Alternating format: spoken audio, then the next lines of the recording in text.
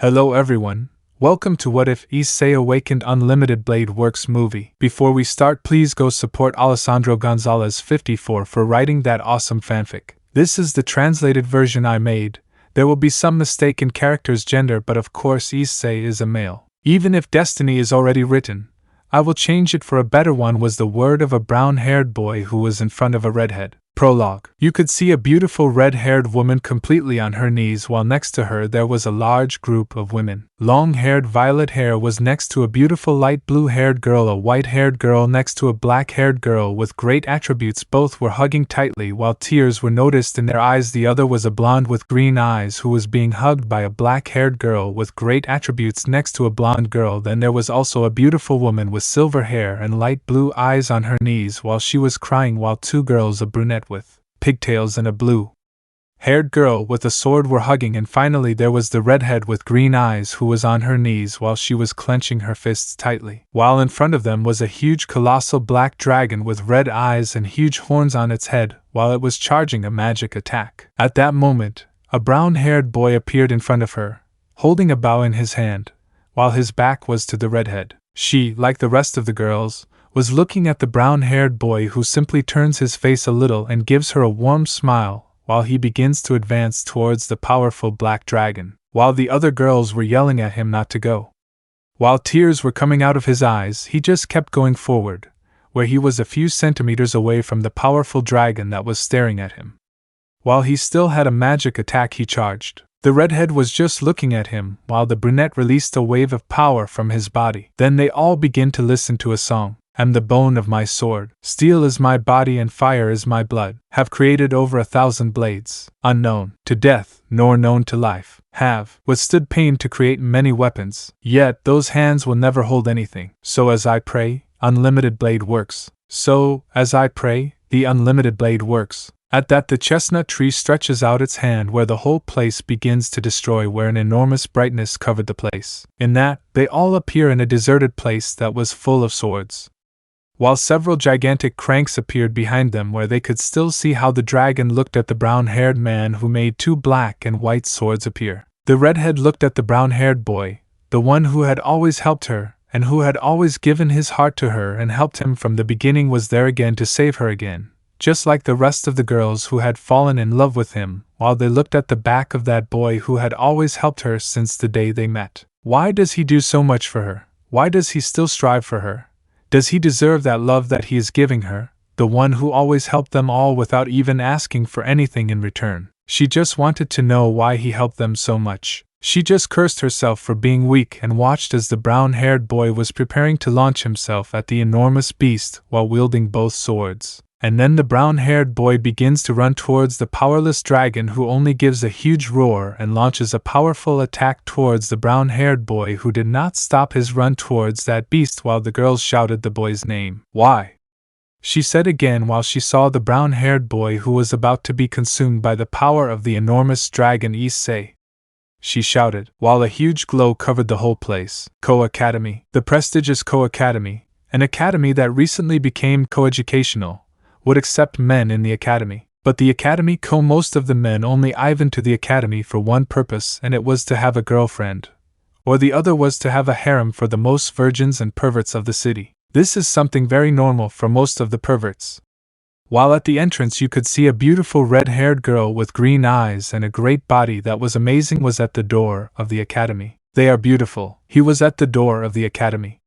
While he takes a huge sigh, he then enters the academy. Gremory, the third daughter of the Gremory family, the youngest daughter of the family, a disgrace to her clan because she is overshadowed by her two brothers, Sirzechs Lucifer, along with her sister Misako Gremory. Misako's appearance, too, unlike her sister Misako, she was born with little magical power of destruction, and she was considered the greatest shame for the Gremory family, where she received the worst treatment from her family due to not having enough magical power. But thanks to her brother Sirzechs, who still loved her even though she didn't have magical power, and always took care of her, along with his wife Grayfia Lucifuge. Although she never got along with her sister Misako, who received all the affection from her mother and father, but as time went by, she never cared about her. She no longer has any friends and is simply not interested in anything. She was walking through the halls of the school while she was looking at several classrooms, and then she came across a brunette with glasses and violet eyes. This was Sona Citri,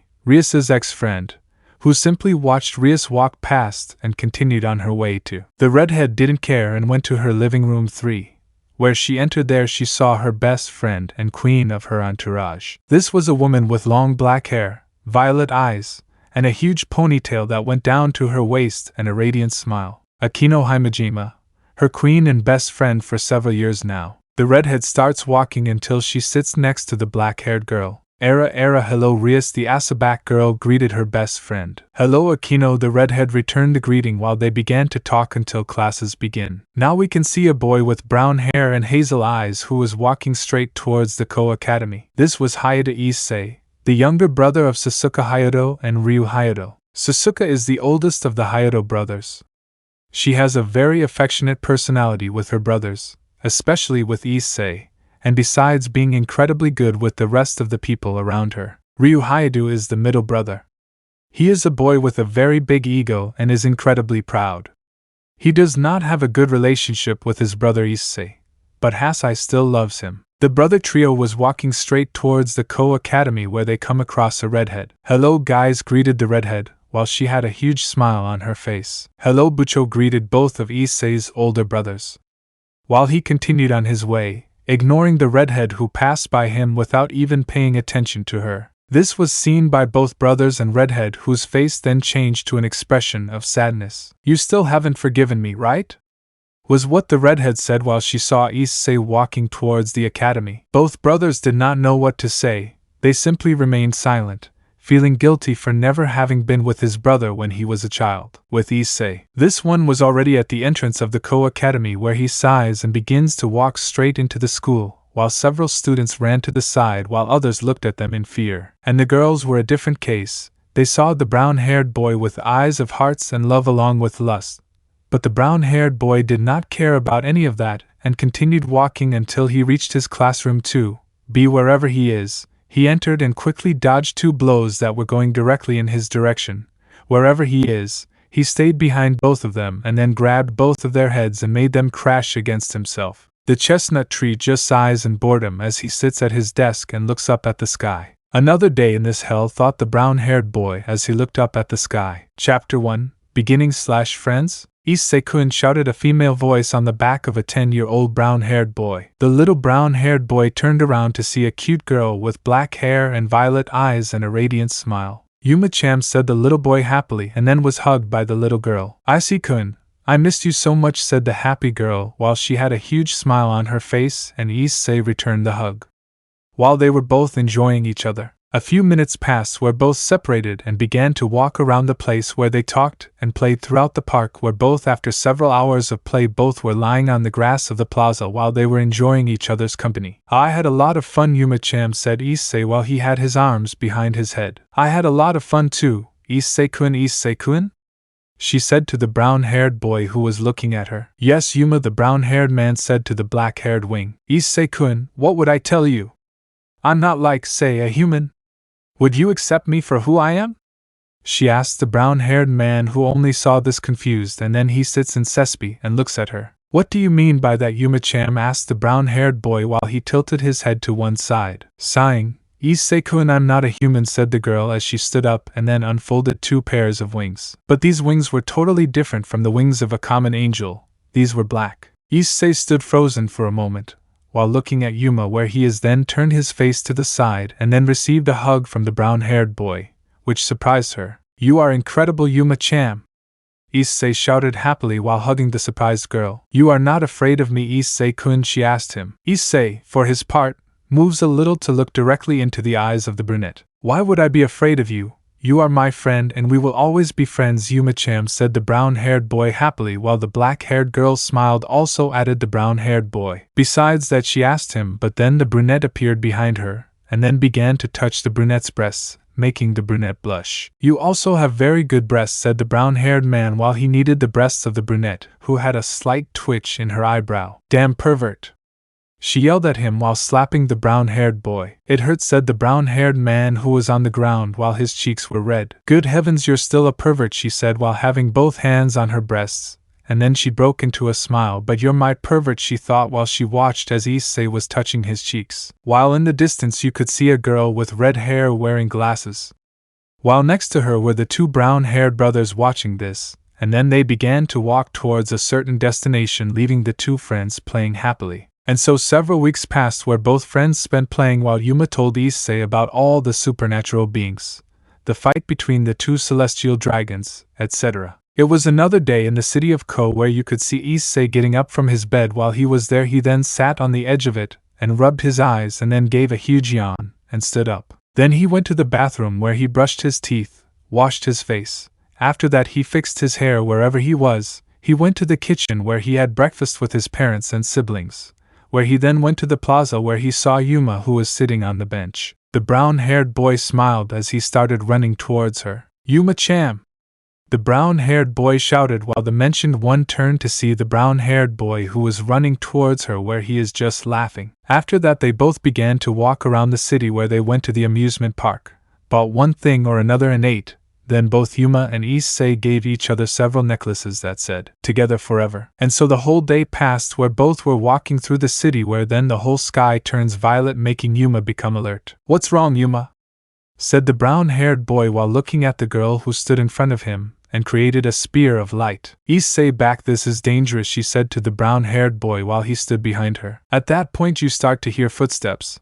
Then a female voice familiar to the brown-haired man appears. "I finally see that you are about to act, fallen angel," said the female voice. At that the brown-haired boy turned a little to see Misako with her brothers Sasuke and Ryu.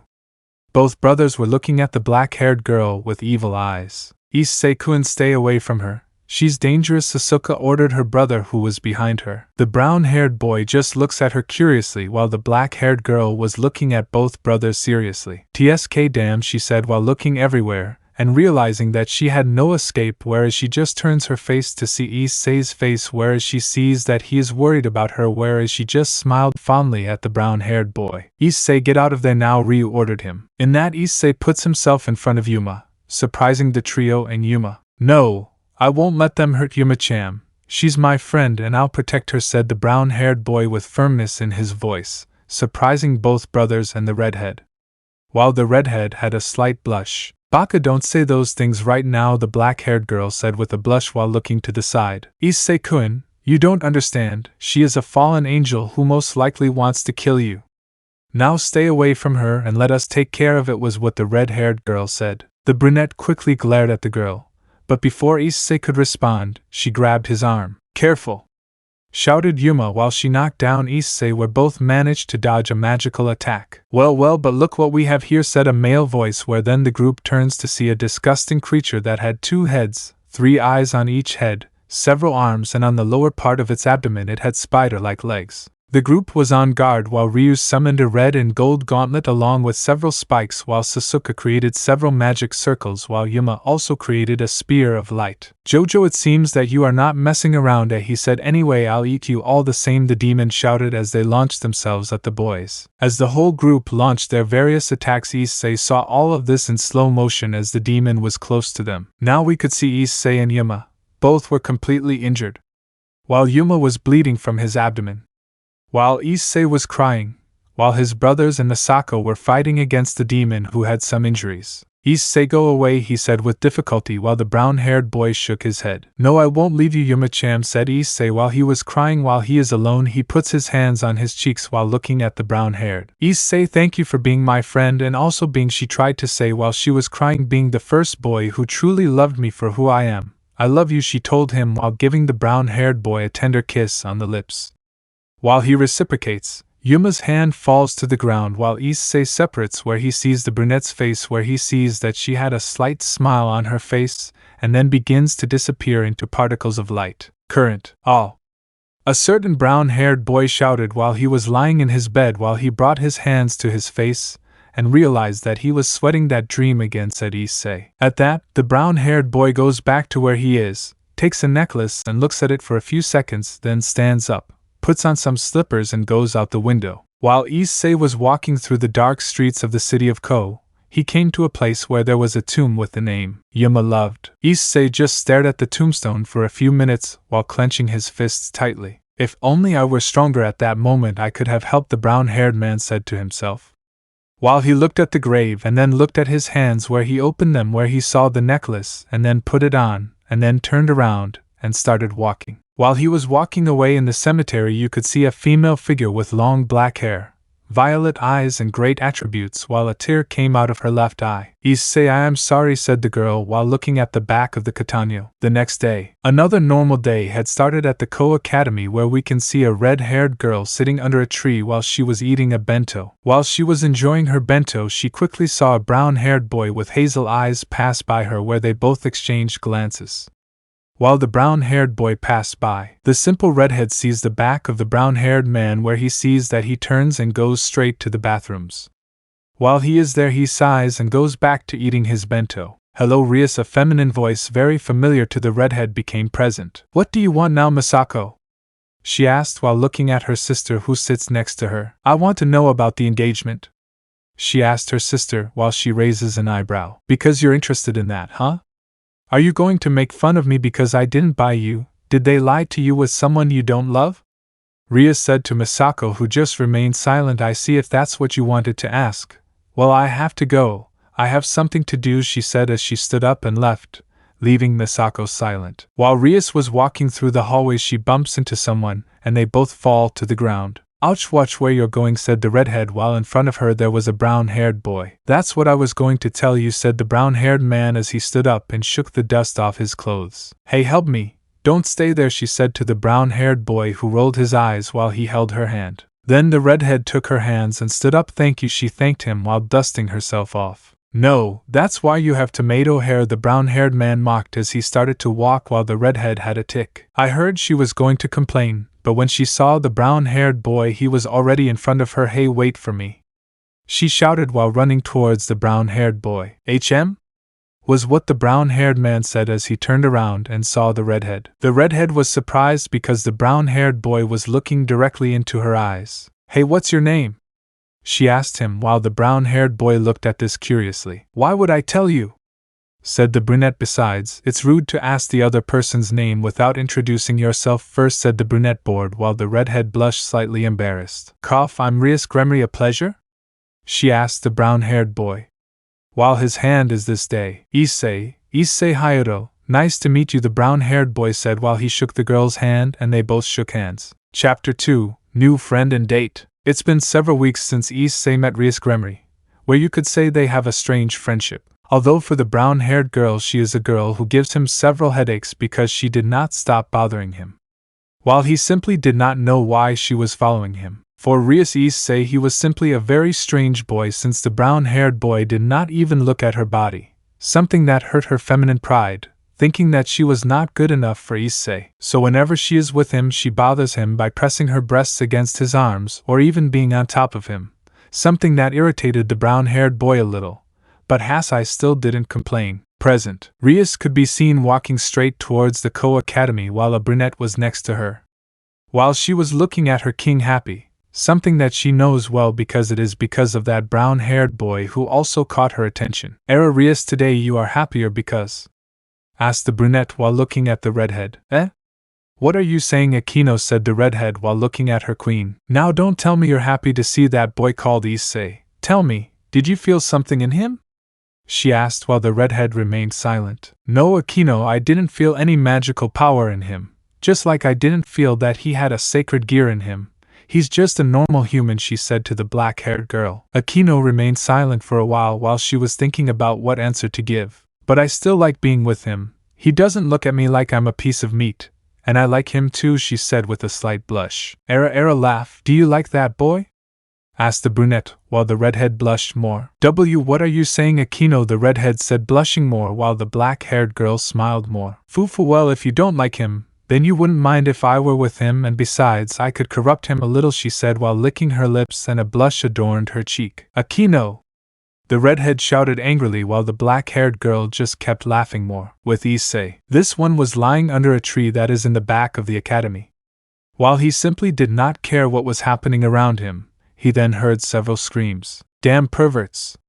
was the shout of a large group of girls that made the brown-haired man shift his gaze a little, where he saw a large group of girls who were running after a duo of Issei boys. He couldn't help but laugh. While standing up, he starts walking to another side. At that moment the duo passes by the chestnut tree. Where it is, I don't care. Hyoudou, a female voice, had called the brown-haired boy, who simply stood still wherever he was and turned his gaze to see a brown-haired girl who had 2 ponytails as well as brown eyes. "Oh, hello, Murayama," greeted the brown-haired man, while the brown-haired woman looked at the brown-haired man. "Tell me, Hyoudou-kun, did you see where the perverted duo went?" she asked, while Issei just sighed a little tired. It was already very common for Matsuda and Motohama to always lie to each other when they had problems with the girls from the kendo club. Although he always thought something that they liked to be seen, how to say it was some masochistic perverts. Sighing, "This is what Matsuda and Motohama only thought the brown-haired boy if I saw them. They ran behind the school," replied the brown-haired boy. While the girls had attacked and ran to look for them, leaving Issei alone, he started walking towards his classroom. Already in his classroom, the brown-haired boy began to look out the window as usual, while he waited for the bell to ring. When the bell rang, he just relaxed and started waiting for the teacher to come. At the time of departure, Issei was walking through the park that leads directly to his house alone because Sasuke and Ryu stayed at their club. For Issei this was always normal. Hasai. At that moment the chestnut tree passes over a bridge and then leans against the railing. While he watched the cars passing by around him, at that moment he saw someone had also stood next to him. While he gave a slight sigh of tiredness, the brown-haired man turned his face and saw a beautiful woman with blue hair and yellow eyes.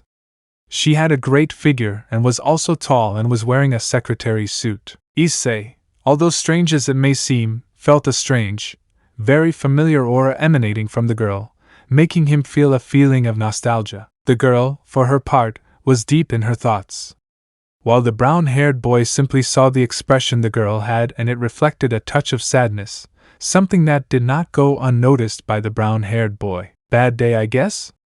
said the brown-haired boy, taking the blue-haired boy out of the tranny, who looked, and there he saw Issei, who was looking at the road. "Yes, you could say yes," the woman replied. "I see," answered the brown-haired man. "It happens a lot, right?"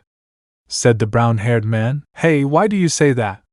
she told him. "Because of your eyes," he answered, leaving the girl a little confused. "In your eyes I see that they show pain, regret and sadness. Can I know why?" asked Issei, looking at the blue-haired girl who had been surprised. "I see you're very attentive, right?" she said with a slight smile. "I can say that it is a gift and a curse. Besides, I have always liked to help people," Issei replied with a touch of grace, causing a slight smile on the blue-haired girl. "Thanks, huh?" she was going to ask, and the brown-haired man went ahead. "Issei Hyoudou, but if you want, call me Issei," said the brown-haired boy with a friendly smile, while he understood the hand of the blue-haired boy, who returned the gesture. "Nice to meet you, Issei-kun," she replied, and then both stopped shaking hands and looked at the road again. "Do you come here often?" she asked him. "Yep, I like to come here. This place lets me be calm and be able to think peacefully," the brown-haired man replied, relaxed. "I see," she replied. While she was still looking, although it may seem strange, she felt comfortable with the brunette. The aura that the brunette was emanating was calm and very relaxed. She turned her face a little, and there she saw the face of the brunette, who was still looking towards the road. He had a calm and relaxed face. Unconsciously, a tender blush had appeared on his cheeks. "Where is it?" I looked back to the front, and then just start to relax. Yawning. "Well, I think it's time for me to go," the brown-haired boy announced while taking his briefcase, surprising the blue-haired boy a little. "It was a pleasure meeting you, Calawarn-san," said the brown-haired boy, saying goodbye. While Issei was walking, suddenly the girl's voice had stopped him. "Wait!" she had shouted at him, making Issei stop. "Hey, sometime we can talk longer when you can hear in the plaza," she told him, while the brown-haired man turns around and looks at the blue-haired man where he is. He puts on a smile. "Of course," she answered happily as she resumed her walk, while the blue-haired girl, for some strange reason, felt happy for having spoken. "Where is the path to the plaza?" where he then unfolds 2 fallen angel wings and begins to fly, while behind him appeared a white-haired loli who was eating a lollipop. "I must tell this to Bucho," said the albino while looking at the part where Issei had left. Since that day Issei had been hanging out with Calawarn, where both of them always spent their time talking to each other about trivial matters, likes and so on. Calawarn slowly began to take a liking to the chestnut tree. While he was also on the same ship,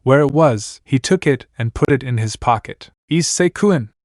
A female voice had called the brown-haired boy, who turned around and became dumb after looking at Kalawarner. She was wearing a purple dress with a short skirt, and in the middle of the dress she showed part of her stomach, as well as long stockings that reached her knees and some heels. Issei, for his part, had blushed while he brought his hands to his nose, avoiding a sacred nasal. Kalawarner ready. Issei-kun, sorry for the delay, I was seeing what dress are you like, she asked the brown-haired boy, who looks back at her. Issei, you are very beautiful, Kala-chan, Issei told her while giving her a thumbs up, and bleeding from his nose came out. On behalf of Kalawarner, she smiled satisfied and hugged the brunette's arm, delving into his enormous attributes. Kalawarner, well, let's start with our date, Issei-kun, Kalawarner told him, while Issei just nodded. The date had already ended. Issei and Kalawarner had truly had fun. First, the brown-haired boy took her to see a movie, then went to the amusement park games where they both took pictures in a machine where they both made several funny poses, and then went to dinner at a restaurant. Kalawarner had had fun like never before. Issei had behaved like a gentleman with her, although sometimes she saw how the brown-haired man looked at her breasts wherever they were, quickly looking away, causing a huge amused smile to fall on her since she found that part of Issei tender. Both were now in the park, where Kalawarner went ahead towards the fountain, leaving Issei behind. Kalawarner, Issei-kun had a lot of fun today, she said while looking at the fountain. Issei, I see. I also had a lot of fun, Kala-chan said the brown-haired boy with a smile. Kalawarner, Issei-kun, would you do me a favor, she said as she approached the brown-haired boy with her arms behind her. Issei, of course, yes, Kala-chan, I support Issei. At that, Kalawarner had approached the chestnut tree where he was approaching the ear. Kalawarner, Issei-kun, but he couldn't finish speaking because the sky had turned purple. At that, Kalawarner moves with the chestnut quickly, where both dodge an attack out of nowhere. Go, Kalawarner. You're taking too long to kill that plague, said a man wearing a trench coat and wearing a hat and a kind of spear in his hands. Kalawarner, Donasik, said Kalawarner, annoyed while putting Issei behind her. What are you doing here, she asked while creating a spear of light. Donasik, I came by orders of Kokabil-sama to see if he had finally finished off that insignificant human, said the fallen one, surprising Issei. Issei, do they want to kill me? The brown-haired boy thought. Kalawarner, for his part, looked everywhere to see if he had a chance of escaping, which was zero. He simply cursed his luck. Kalawarner, tsk, damn, Issei, stay behind me, she said to the brown-haired boy, who simply remained silent. Donasik, what are you doing, Kalawarner?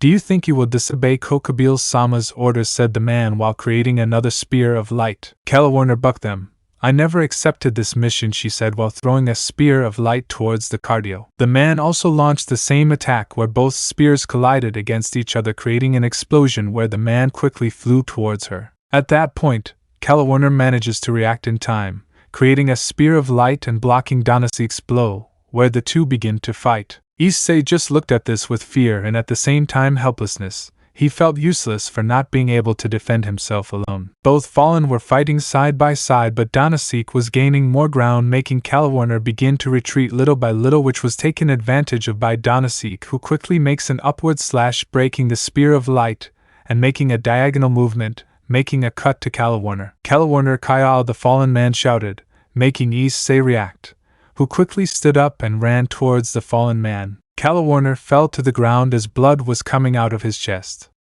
At that moment he realized that Issei was running towards them. Kalawarner, Issei, no!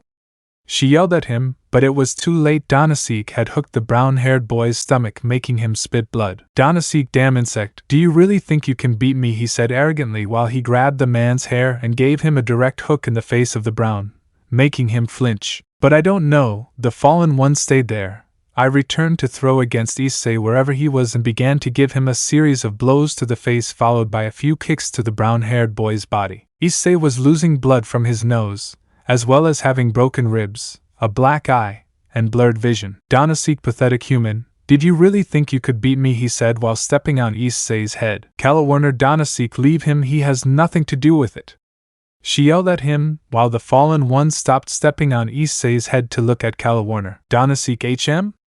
Don't tell me, Kalawarner, that you fell in love with this simple human, the fallen one said mockingly while Kalawarner clenched his teeth in fury. Issei was surprised on his part. Donasik, really, ha ha ha, congratulations human, you fell in love with the best assassin, he mocked, while Issei opened his eyes slightly. Kalawarner, Donasik, don't you dare! She shouted at him angrily while trying to stand up, which was impossible. Danasiko, don't tell me you never told her that you killed many humans, he said to him amusedly. That's right, kid. She killed several humans, and even you were on the list, but it seems that she fell in love with you, he said mockingly as he began to walk away from Issei. Issei, for his part, did not respond. He was surprised. Perhaps she lied to him. Opening his eyes a little, he could see Calaworn's face, which reflected only sadness and regret. Danasik, haha, now look, I will give you the honor of seeing how I kill your dear girlfriend in front of your eyes, he said as he began to walk towards Calaworner. Issei slowly began to close his eyes and then fainted. Issei again, the brown-haired boy said while he was in a black space. In that, a memory of that night where he saw Rainier die in front of his hands. This makes Issei clench his fists in frustration. Issei, because he said as tears fell from his eyes, because I can't protect anyone.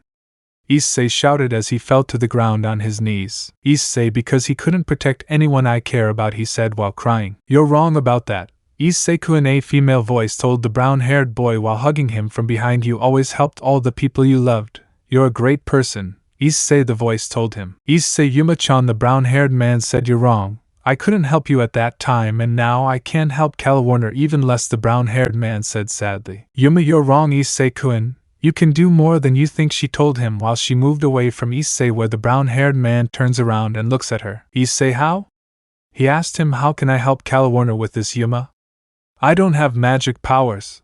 I don't even have a sacred gear, he said, looking at the black-haired girl. Yuma, you're wrong about that, Issei-kun, she said to the brown-haired boy.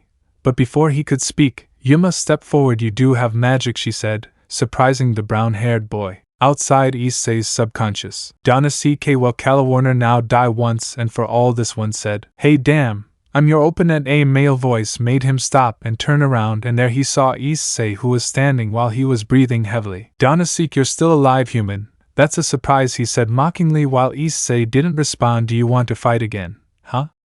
Well, I'll give you a quick death right now, he said with his beer while he approached Issei. Calaworner, Issei, run away! She yelled at him, but the brown-haired boy still stands. Issei, here I go, he said, remembering Yuma's words. Flashes. Yuma listened carefully. Issei, you have a projection magic that is very rare in magicians, she said, surprising the brown-haired boy. The only way is for you to use your imagination of the weapon you wish to project. But it will have a time limit because you are not used to using it, she told him. Issei, so Yuma, how do I make it work, he asked him. Yuma, you have to say the following words along with the names of the weapons you see, and what you have to say is, end of flashback. At that, Issei extends his hands forward while several rays were surrounding the entire arm of the brown-haired man. Issei tracing. Kancho and Bakria. Issei screamed while in his hands 2 swords had formed. At that, Issei quickly launched himself towards the fallen man, taking him by surprise. But he quickly created a sword of light where both began to clash their own weapons against each other at great speed. Issei was slowly gaining ground while the fallen angel was retreating, and then both clashed their swords again, but the chestnut black sword had been destroyed in the clash of weapons. But Issei, in a quick movement, makes a cut upwards, cutting the chest of the fallen angel, causing him to retreat from the wound. Danasik, damned human, he said, annoyed, but before charging against the brown-haired man, an arrow had passed through the side of Issei's face, hitting the fallen man full in the head. Calaworner and Issei are both surprised where the chestnut quickly turns around. Issei, who are you?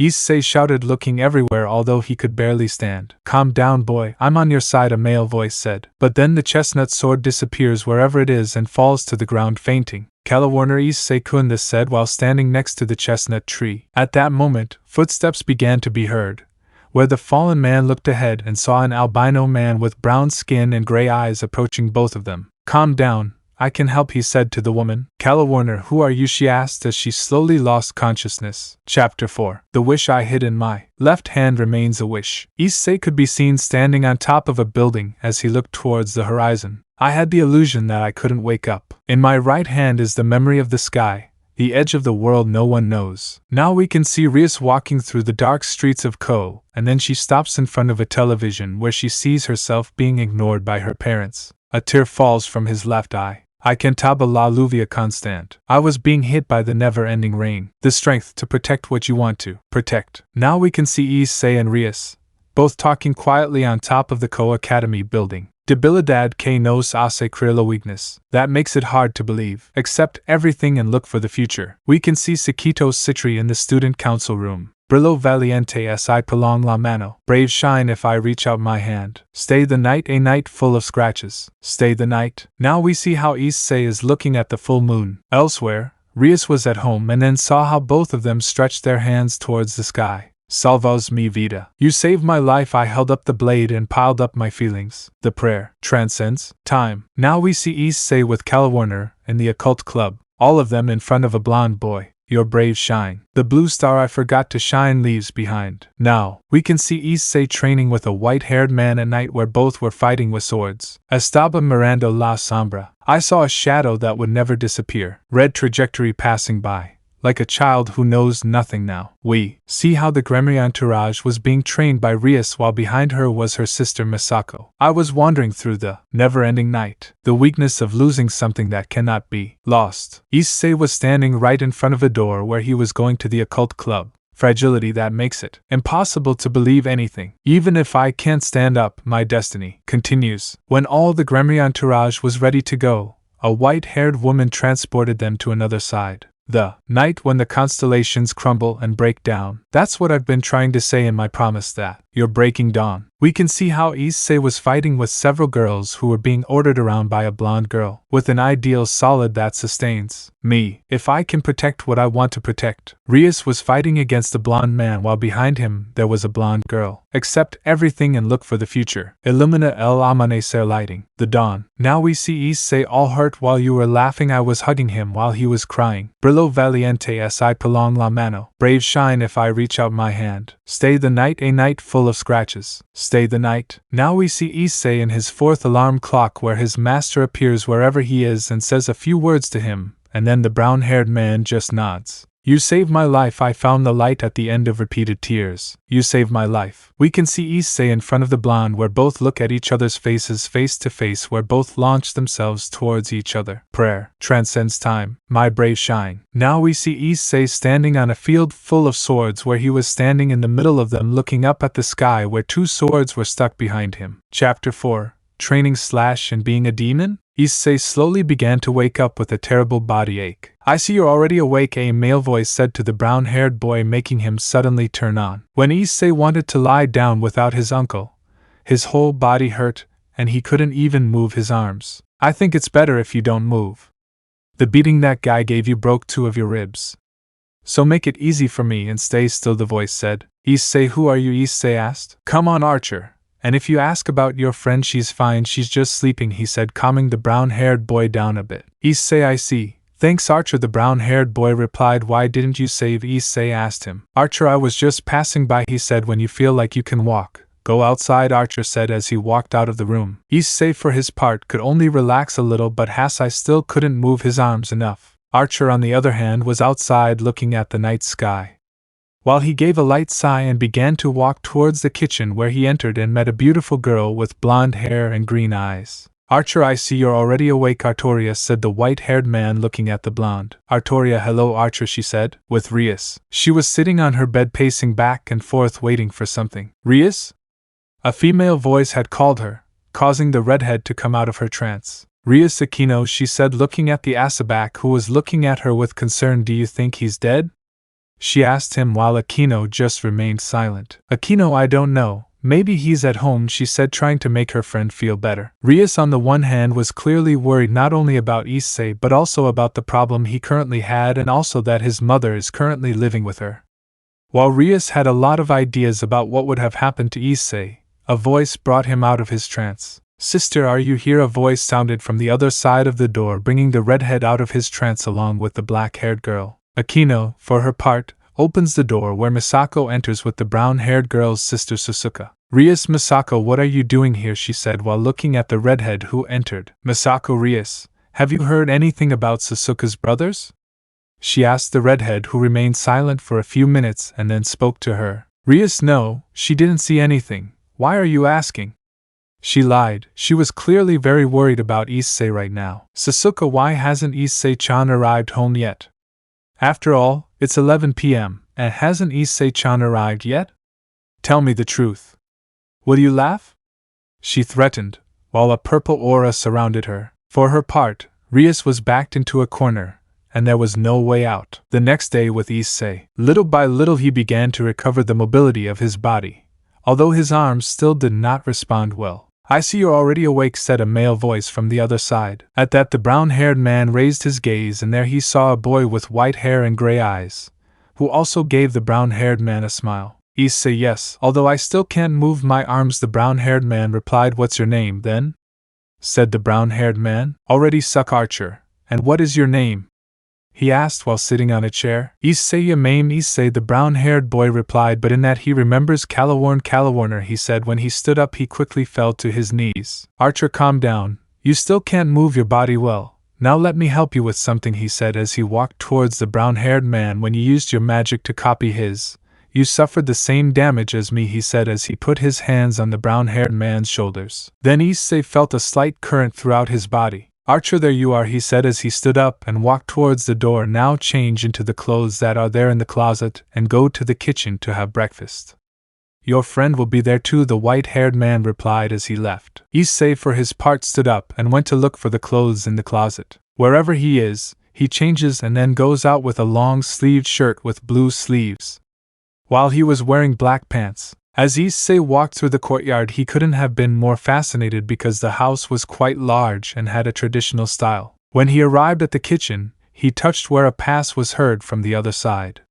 When the brown-haired man entered, he was surprised to see Calawarner sitting there wearing a kimono. "Issei, Calawarner," Issei said happily while the blue-haired girl gets up and goes to the brown-haired boy where she hugs him. "Calawarner, Issei-kun, I'm glad you're okay," she said while separating a little from the brown-haired boy. "Issei, I'm glad you're okay too," Issei replied with a smile, and then looked at the blonde girl who was sitting on a chair. "I see you're better. I'm glad," said the blonde. "Nice to meet you. My name is Artoria and you must be Issei-kun," she said while she extended her hand to the brunette, which he accepted where both of them shook hands. Issei was just looking at the whole kitchen and then realized that Artoria gave him a cup of tea, which the brown-haired boy accepted. "Issei, thank you," the brown-haired boy was aggressive, while the blonde just nodded. "Calawarner, Issei-kun, why don't you call your parents? They're probably worried about you," she said, leaving Brown completely pale wherever he was. She quickly took out her cell phone and saw that she had 50 missed calls from her mother. The brown-haired boy turned completely pale. Several hours later, after Issei managed to talk to his mother, who was clearly furious in addition to the punishment that the brown-haired boy received, he was now next to Archer, both sitting. "Archer, tell me, Issei, do you want me to enter you so you can improve your skills?" the white-haired man asked the chaste man, something that surprised him greatly. "Issei, are you serious?" he asked. "Archer, knowing that you know the supernatural world, you need to learn to defend yourself, Issei, so you decide if you want to continue being weak, or become strong to be able to protect the people you care about," Archer said to the brown-haired man seriously. Issei is surprised on one hand and then he starts to think about everything up to now and then responds, "Issei, Archer, I want you to train me," Issei answered seriously, while the white-haired man smiled. "Archer, fine, but get ready because the training won't be anything nice," Archer told him with a smile that gave Chestnut a very bad feeling. Academia Kuoh. It was another day at the Kuoh Academy where Rias can be seen walking towards the academy thinking about a certain brown-haired boy. "Hello, you're," a voice said behind the redhead, making her turn around suddenly and see the brunette. "Rias, Issei," she said, and then jumped and hugged the brown-haired boy.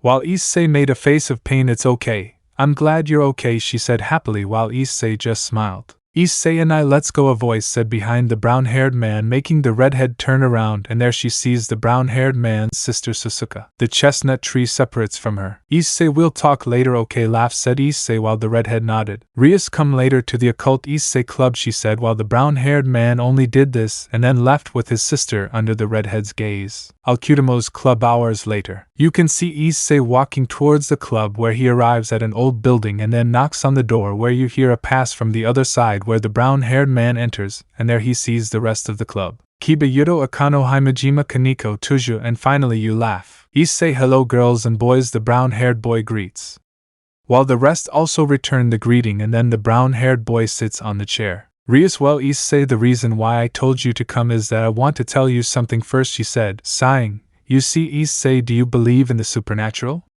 she asked. "Issei, if you are referring to fallen angels, demons and dragons, yes, I believe. Why?" Issei answered the brown-haired man. "Rias, well, I see," she said, a little relieved. "Well, you see, Issei, Everyone here in the room is a demon, she said as she stood up and showed them some vampire wings along with the rest. Issei was slightly surprised, which surprised the group, and then Issei spoke. Akino era I see that you are not surprised, Issei-kun. Perhaps you already knew about the supernatural, she said with a flirtatious smile, while bringing her fingers to her cheek. Issei, if after all Rias is Misako's sister, also when he was a child he had a friend who was a fallen angel, Issei said with a little sadness, and the last thing that surprised everyone but Akino put a slight grimace upon hearing the words of fallen. Rias, well I see, Issei, I want to make you a proposition, she said seriously. Issei, which one would it be? Issei asked. Rias, do you want to be part of my nobility? A reincarnated demon, she said bluntly, slightly surprising the brown-haired boy. Issei just stood there thinking about the right words for Rias, and then looked directly at the redhead, and then answered. Issei laughs. Chapter 5. Argentinian Asia. Issei was walking towards the Kuoh Academy with a completely tired face due to archer training. The training consisted of doing various physical exercises where Archer made Issei run more than 50 meters through almost the entire city. Issei was entering with Archer for more than 3 hours and luckily he was able to sleep some until now. Issei was walking through the plaza until he heard a female voice. Because I always fall, a female voice said while Issei turns around and sees a girl dressed as a nun. She had blonde hair and green eyes. A nun? Thought Issei as he approached her. Are you okay? Issei asked as he extended his hand and helped the girl stand up. Yes, thank you very much, she asked. Oh sorry, I'm Issei Hyoudou, call me Issei said with a slight friendly smile. Nice to meet you, Issei-san. I'm Asia Argento, she introduced herself. Oh Asia, pretty name, Issei spoke. Tell me, what are you doing in this city? He asked. I was looking for the church that was on the hill, but I ended up getting lost, she said sadly while Issei brings his hands to his chin. How strange, I know there was a church in Kuoh, but I think it was closed, he thought. Well Asia, tell me, do you want me to take you to the church? Asked Issei while the blonde's eyes lit up. Really, thank you Issei-san, she said. Thank God there are good people there, she said while Issei felt a small headache. Is this Issei-san okay? She asked. Yes, I'm fine, I just have a little headache, he replied. Okay Asia, let's go, Issei said as he began to walk with Asia. While both were walking through the park, suddenly they hear something where they see a child crying, where Asia runs towards the child where he is, kneels down, and suddenly in his hands some rings appear where he begins to heal the child. A sacred gears? Thought Issei while Asia looked at the child, and then the little boy's mother took the child away. Asia for her part stood up while Issei approached her. That was incredible Asia, Issei said while standing next to her. Do you really believe that, Issei-san, she asked while Issei looked at her. Yes Asia, it was definitely incredible, praised the brown-haired boy while looking at the blonde. Hey Asia, are you okay? Issei asked while the blonde looked at him. Yes Issei-san, I'm fine. It's just that before I was considered a witch for having these powers, she spoke sadly. Asia, for me you are not a witch, you are a good person who with your power can save millions of lives, Issei spoke, motivating the blonde. Do you really believe that, Issei-san? She asked while Issei nodded, and then Asia hugged him, and then they both went to the church. Time skip. In that Issei and Asia had arrived at the church for a strange reason. Issei felt somewhat uncomfortable. Thank you very much Issei-san, Asia spoke. You don't want to come in for tea, she asked him. No sorry Asia, but it's getting late for me to go to the academy, Issei replied. Well sayonara Asia, Issei said goodbye while he was full from there because I feel that something is not right, Issei thought while he headed to the Kuoh Academy. Academia Kuoh. You could see Sasuke Hyoudou, Issei's sister, who had a slightly annoyed look. Sasuke? A voice said behind the girl. At that the girl turns around to see someone very familiar to her. When she turns around she sees a beautiful brunette woman. Tsubaki-san?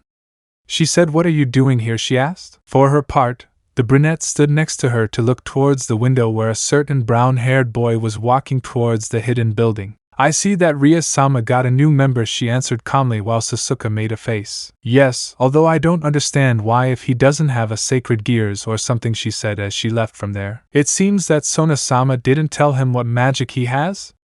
She spoke to herself as she left from there. Club of the Occult. PLAF. Rias had slapped Issei. The reason was that the brunette had explained Asia's situation to Rias, but she told him to stay away from her, something that the brunette didn't like. But Rias had gotten up from her seat and slapped Issei. Understand Issei, she is our enemy, she reproached him. While Issei did not respond and turned around towards the door. Issei, Please do not do something that will put us in danger with the other factions, she said. Calm down, Bucho. I'm not doing anything like that, Issei answered her as he left, leaving Rias with a bad taste in her mouth. Don't you think you were a little harsh on Rias? Said Aquino, who was approaching Issei. Besides, you know that he is new, she told him. Rias, for her part, remained silent and then went to her seat and began to think. Hyoudou's residence. Issei had already arrived home and then entered and saw two people in the living room, a brown-haired man next to a brown-haired woman. Hello, son, said the brown-haired woman, looking at Issei, who did not respond and went straight to his room, making his mother put on a sad expression, while the father simply remained silent. Issei had already arrived at his room and then he entered and went directly to his bed to sleep for a few minutes, but then he received a phone call from Rias telling Issei that she needs him. Sighing, Issei took his phone and got dressed to go to where Rias and the others were. Time skip. Abandoned factory. Issei had already arrived at the abandoned factory where he is. He is right where the rest of the group are. Well, Issei, you've arrived, she said while the brown-haired boy nodded. Well, today will be your first day killing a rogue demon. Are you ready, she asked while Issei nods. In that, Kaneko kicks the door of the warehouse where Kaneko along with Issei began to get deeper into the warehouse, where there he sees a woman who had her breasts exposed, and then she comes out of there showing her lower part like a kind of spiders and throws a grab towards Issei and Kaneko, who dodge it. Then Kiba appears with a sword in his hands and makes several cuts on the demon's leg. Ah, damn! The demon screamed while trying to hit Kiba, but she flew against the wall thanks to a blow from Kaneko, and then received several rays from Aquino, who had a blush adorned on her cheeks while he licked his lips and launched several more magical attacks at the demon, who screamed in agony. Issei looked at all this with a raised eyebrow, and then Rias approached Issei. Aquino is a sadomasochist, she told Issei while he looked at her. She likes to torture all her enemies, she told him, and then approached the demon, leaving Issei with more doubts. When Rias approached the demon, he was about to attack her without realizing it, although Issei noticed it and quickly ran towards her. Bucho, be careful! Issei shouted while running to Rias, causing her to fall, but what Issei didn't expect was that the demon had jumped towards Issei, who looked at the whole place in slow motion. Tracing Kancho and Bakuya, Issei whispered, and then in his hands two swords would appear, where Issei with a quick movement makes a horizontal cut towards the demon's mouth, making this scream of pain, and then Issei stands up and looks at the demon. Issei just looked at the demon while he was having a hard time keeping both swords in his hands. Then they disappeared and Issei fell to his knees. Shit, I still can't stand it, Issei spoke to himself in a low voice. You die now!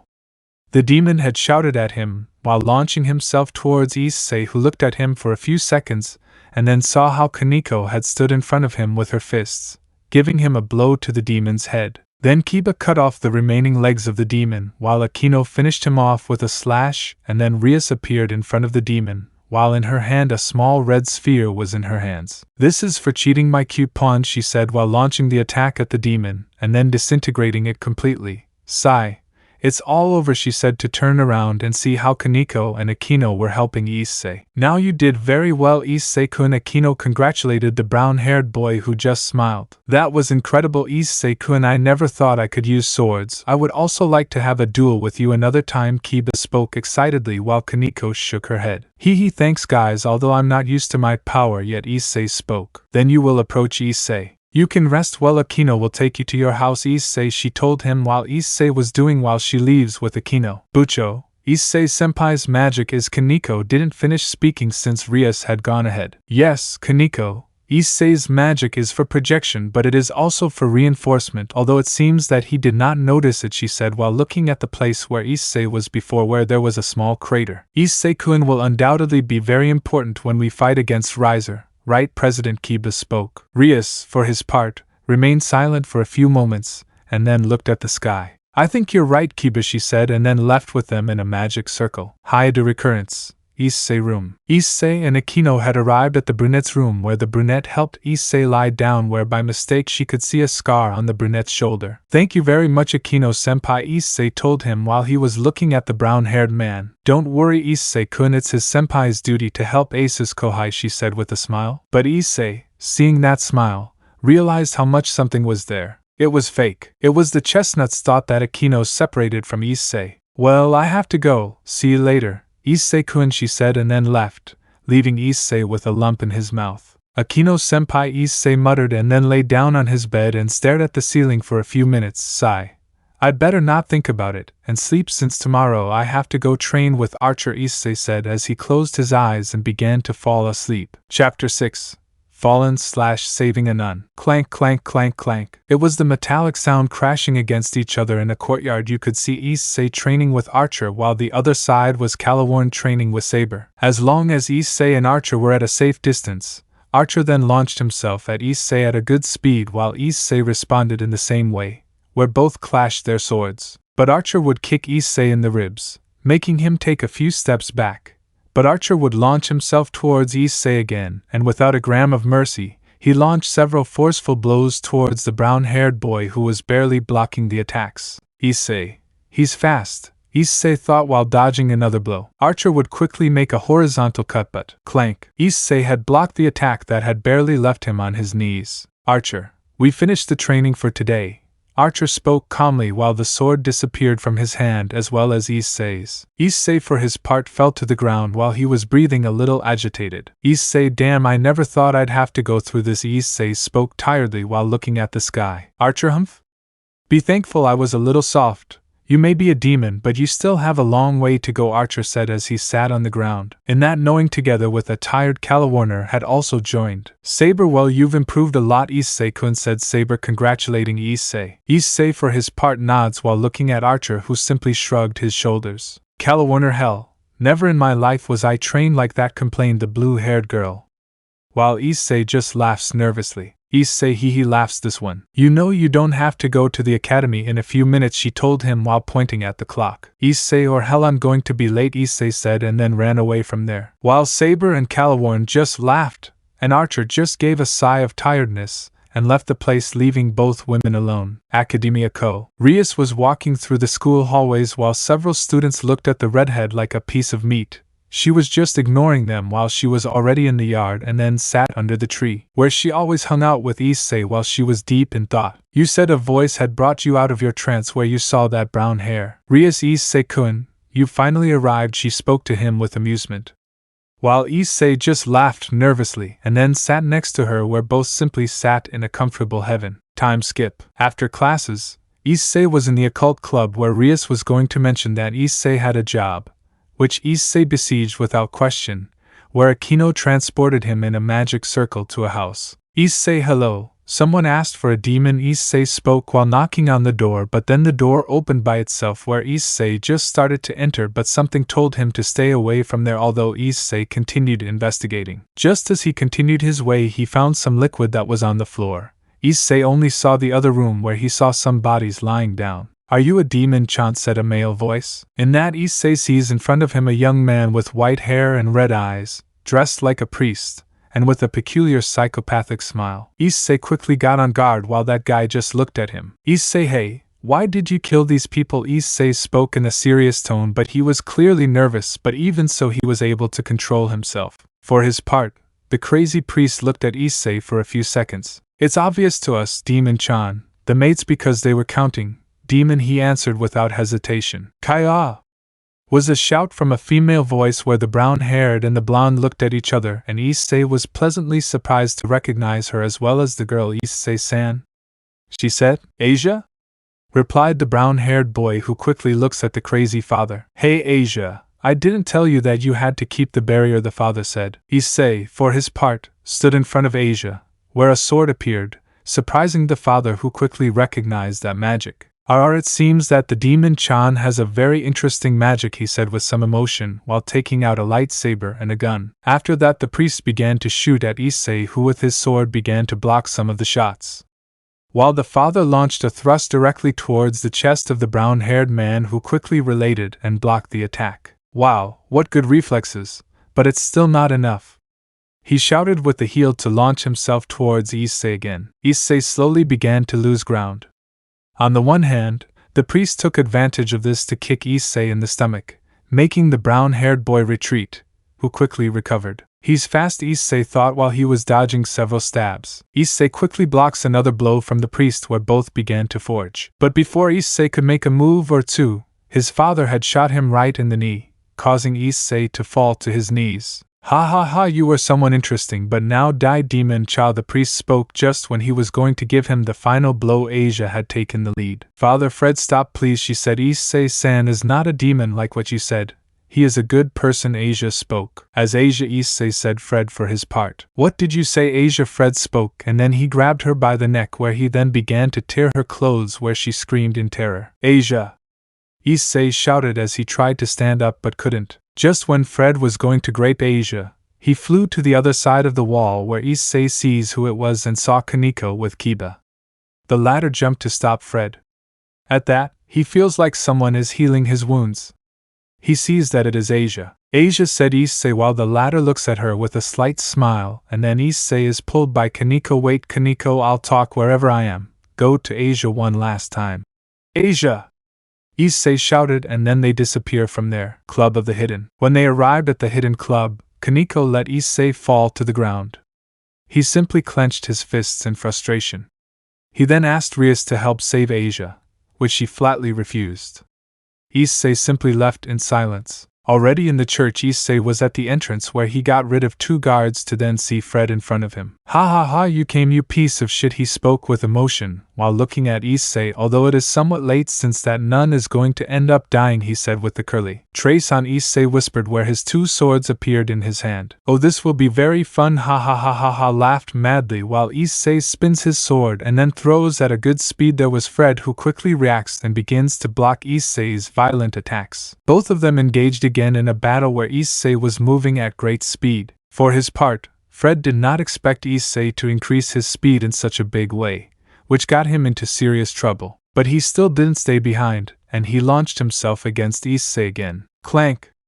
Clank! The clashes of weapons were heard all over the place, where Issei kicks Fred in the abdomen, causing him to step back. But Issei didn't let him rest as he launched himself again, where Fred quickly took out a gun and started shooting at Issei, who, upon seeing the gun, had an image of some weapons wherever he was. Trace on, Issei whispered again, where both swords began to shine, and then revealed something that surprised Fred. Where he is, like Issei, he is a little surprised to see that he had 2 pistols, but unlike the others, these had small daggers under the barrel of shots. Although he realized something, and it was that they had the same similarity as his swords Kensho and Bakuya. For his part, Fred just clicked his tongue in annoyance. Issei smiled and then began to shoot at Fred, who quickly began to block the brown-haired man's shots. Hey, that's cheating, Fred complained as he launched himself at Issei again.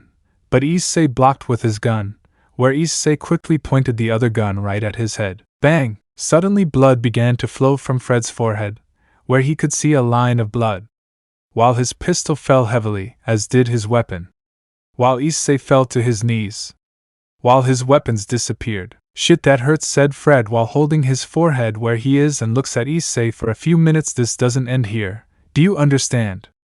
Shouted Fred while throwing a smoke grenade where he is, and then he disappeared from there. Issei for his part stood up and began to walk down the church. Chapter 7, New Member. Issei was slowly going down the stairs and then saw something that left him in shock. In front of him was Asia, completely crucified, while her body was somewhat pale. You're late, kid, a female voice had sounded throughout the place. When the brown-haired boy raised his head up, he saw a girl in a gothic dress with blonde hair and light blue eyes who looked at Issei with a malicious smile. Asia! Issei shouted as he ran towards her, but in that moment a group of exorcists had surrounded him, and then they saw how Kiba had gotten right in the middle. Kiba, Issei said, slightly surprised. Issei-kun, go, let me and Kaneko take care of the exorcists, said Kiba as he pushed one away and started fighting with them all. Issei was left half confused and then saw how some exorcists flew off to various places, where Issei sees Kaneko. Senpai go, said Kaneko, hitting an exorcist. Friends, thank you, said Issei to run back to Asia. When Issei had already arrived in Asia, the fallen angel was no longer there. Issei made a sword appear, then broke it and grabbed Asia, then carried her bridal style and left. Outside the church, Rias and Aquino could be seen fighting against a small group of fallen angels. Fufufu came out of Akino's lips while she was elocutioning to several fallen angels who were screaming in agony. Rias begins to walk towards the group of fallen who were completely wounded, and then she stands right in front of them. So much for a simple human, said the fallen in pain while Rias created a ball of destruction in her hand and then pointed it at the fallen. This is for bothering my cute pawn, she had said, and then launched the attack towards the fallen. Ah! Was the cry of all the fallen, and then we saw how several feathers fell all over the place. Sigh, Akino, can you clean here? Asked Rias. Now of course, Bucho, Akino said. After that, Rias began to walk towards the abandoned church. In the church, after Issei had left the basement of the church, he carefully laid Asia down on one of the benches where Issei began to cry while Asia thanked Issei that he was her first.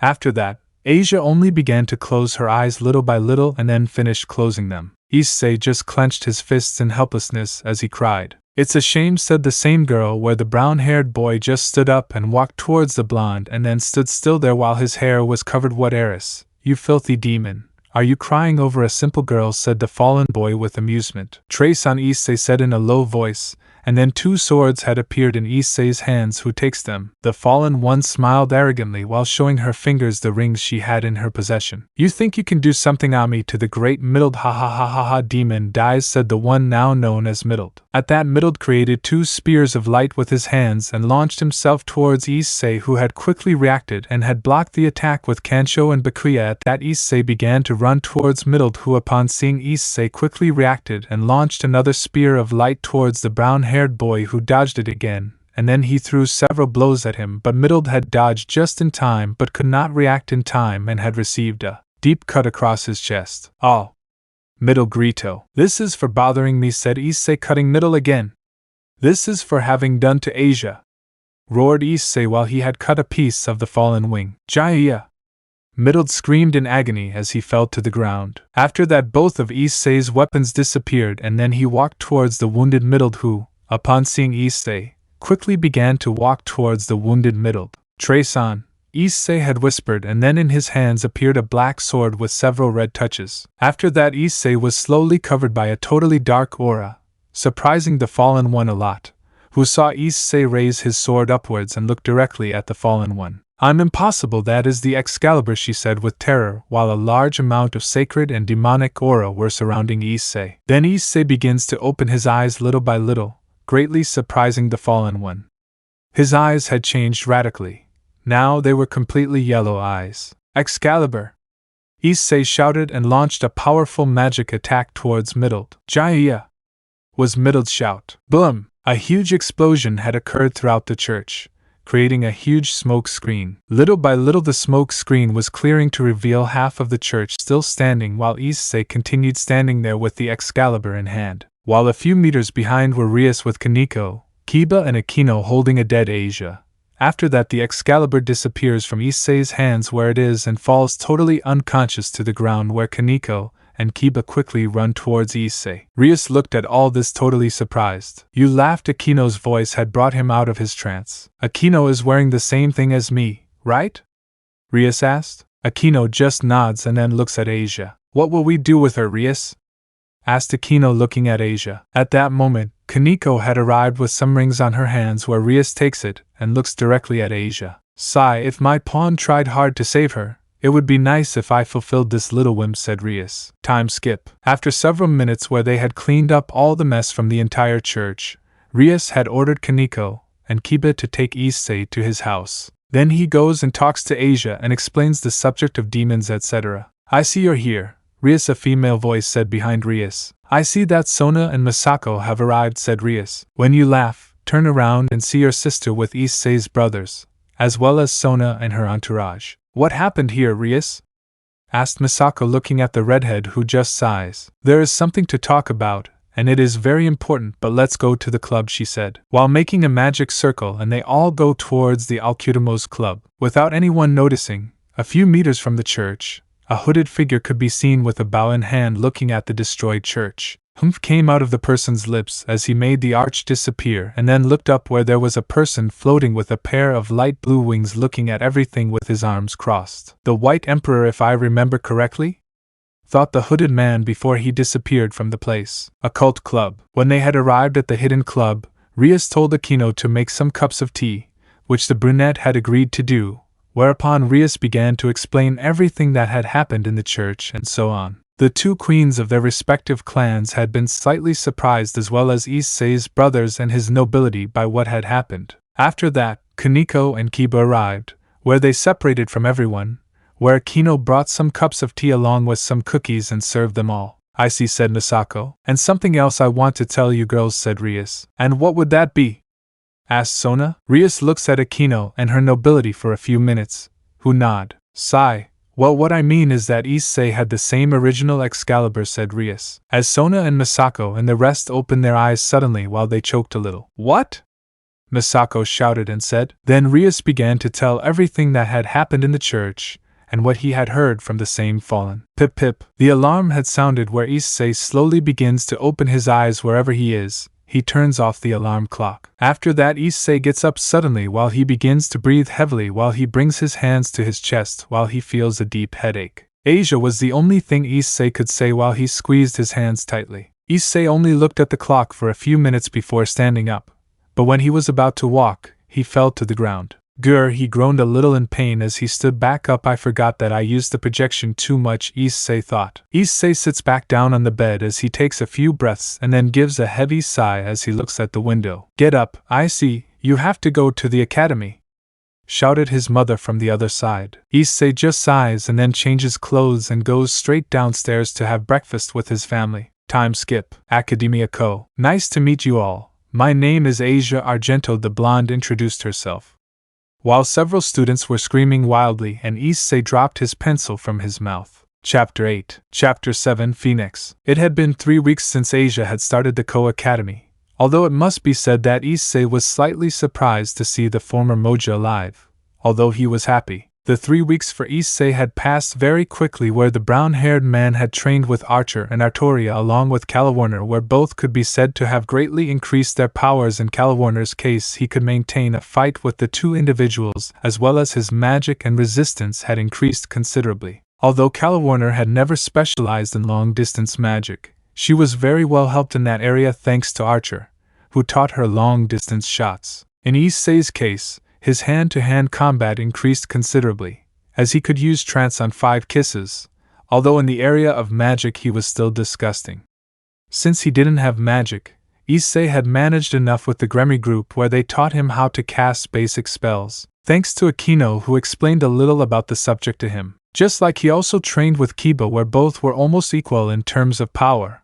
Although Kiba continued to surpass him in speed, Issei could still follow him. With Kaneko and Issei entering the melee, where Issei did show good skill in hand-to-hand combat, this caused several things in the group. The first thing was to see how Issei improved considerably. Even without magic he could manage very well in battle. The second was his great ability to adapt in combat, whether physical with weapons or, in the best cases, at a distance. And the last thing was to see how Issei mastered his illusion magic almost to perfection, where many had already congratulated the brown-haired man for his better combat style. Present, in the Delos Hyoudou house, more specifically in Issei's room, he was sitting on his bed looking at the mirror for a few seconds and then sighing. Sighed, "Ah, what a morning," Issei said to himself as he proceeded to put on the Kuoh Academy uniform. Wherever he was, he opened the door and started to go down the stairs. Wherever he was, he saw his family having breakfast all together. Where Issei saw a free chair next to his mother, Issei only looked at him for a few seconds and then left his backpack on the floor and approached his family. "Good morning," greeted the brown-haired boy. While he sat next to his mother, he poured himself a cup of coffee. For the mother and father of the brown-haired boy, they were surprised that Issei was sitting with them, as well as his brothers, who only smiled, although of course this was noticed by the brown-haired boy, who looked at this with curiosity and spoke. "Do I have something on my face?" Issei said, while everyone just shook their heads. "Leave it like that, Issei. Do you want some toast?" asked his mother, looking at Issei. "Yes, please, Oka-san," Issei replied. The Hyoudou matriarch just nods, where she stands up and walks towards the kitchen. While the rest continued with their breakfast, after several minutes Marshal Hyoudou had returned with some toast to give to Issei. "Thank you," Issei thanked, while the mother just denied it. Then everyone continued having breakfast. The whole breakfast was quiet. It was neither uncomfortable nor annoying. It was quite the opposite. It was very relaxing for the family as well as for Issei, who just enjoyed breakfast in peace. Time skip. After they had breakfast, everyone had retired where Issei had said goodbye to his parents and then went together to his older brothers. Along the way there was only silence. While Sasuke was on Issei's side and Ryu was on his other side, they all walked straight towards the academy. When they arrived, each one took their different paths where Issei began to walk directly towards his classroom. While he was walking through the classroom, he had crossed paths with a girl who was very familiar to him. "Hello Yura," Issei greeting. Yura had short blue hair and hazel eyes. The girl just smiled when she saw Issei. "Hello Issei," the blue-haired girl returned the greeting. They both shake hands and then start to pan to their respective classrooms. "And how is life as a demon, Issei?" Yura asked. "Nah, it's a bit complicated, although I honestly think I'm still weak, but I get over it quickly," I replied. "I see, tell me something, Issei?" Yura said. "What would be the question?" Issei replied. "Sigh, because you chose to be a demon, you were able to have a life away from being a demon?" Yura asked. Issei just brings his hands to his chin to think about what the blue-haired girl had said. "I honestly think I did it to make myself stronger and not lose anyone else," Issei said. Yura only saw him for a few minutes before she smiled and patted him on the head. He, always so determined.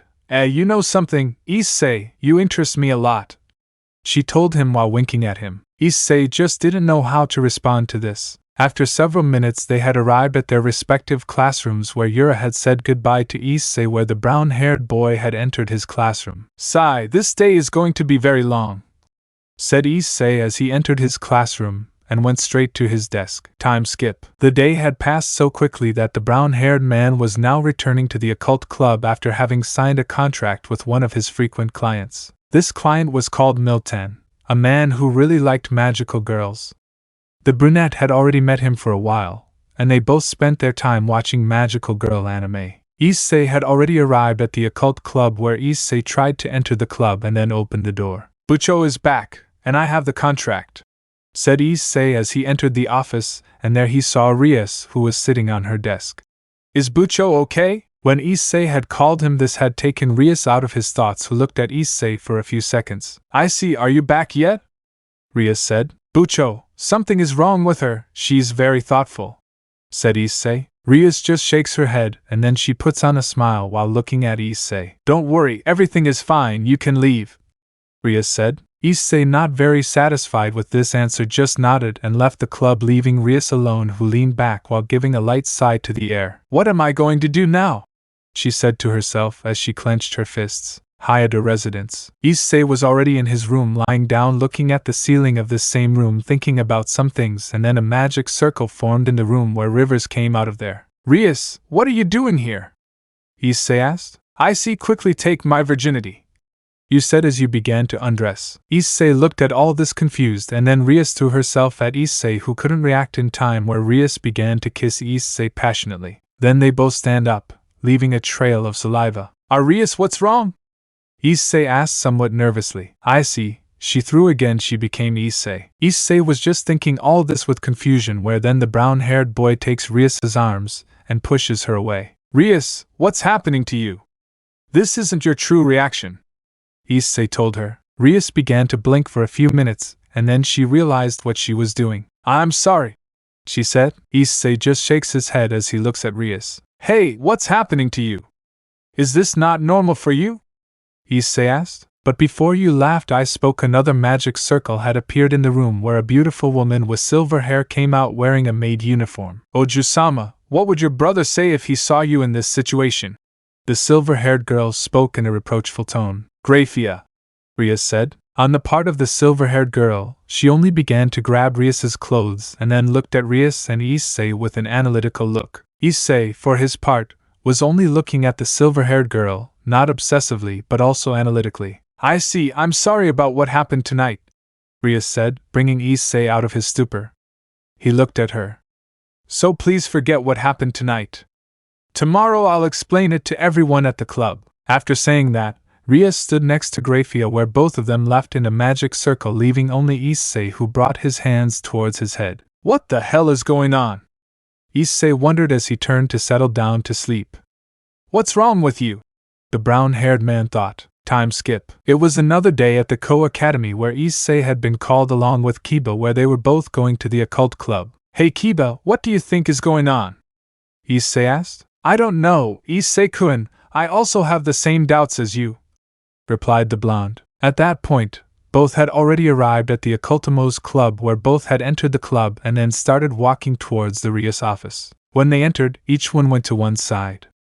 Kiba had leaned against the wall to stand with his arms crossed, while Issei positioned himself next to Asia and Aquino. Right next to Rias was Grayfia, who looked at everyone neutrally. Well, I think I have to tell you why you are here, said Grayfia, but she couldn't continue since Rias had told her not to say anything. Let me say it, Grayfia, Rias said while Grayfia nodded. The reason why the suits are here is...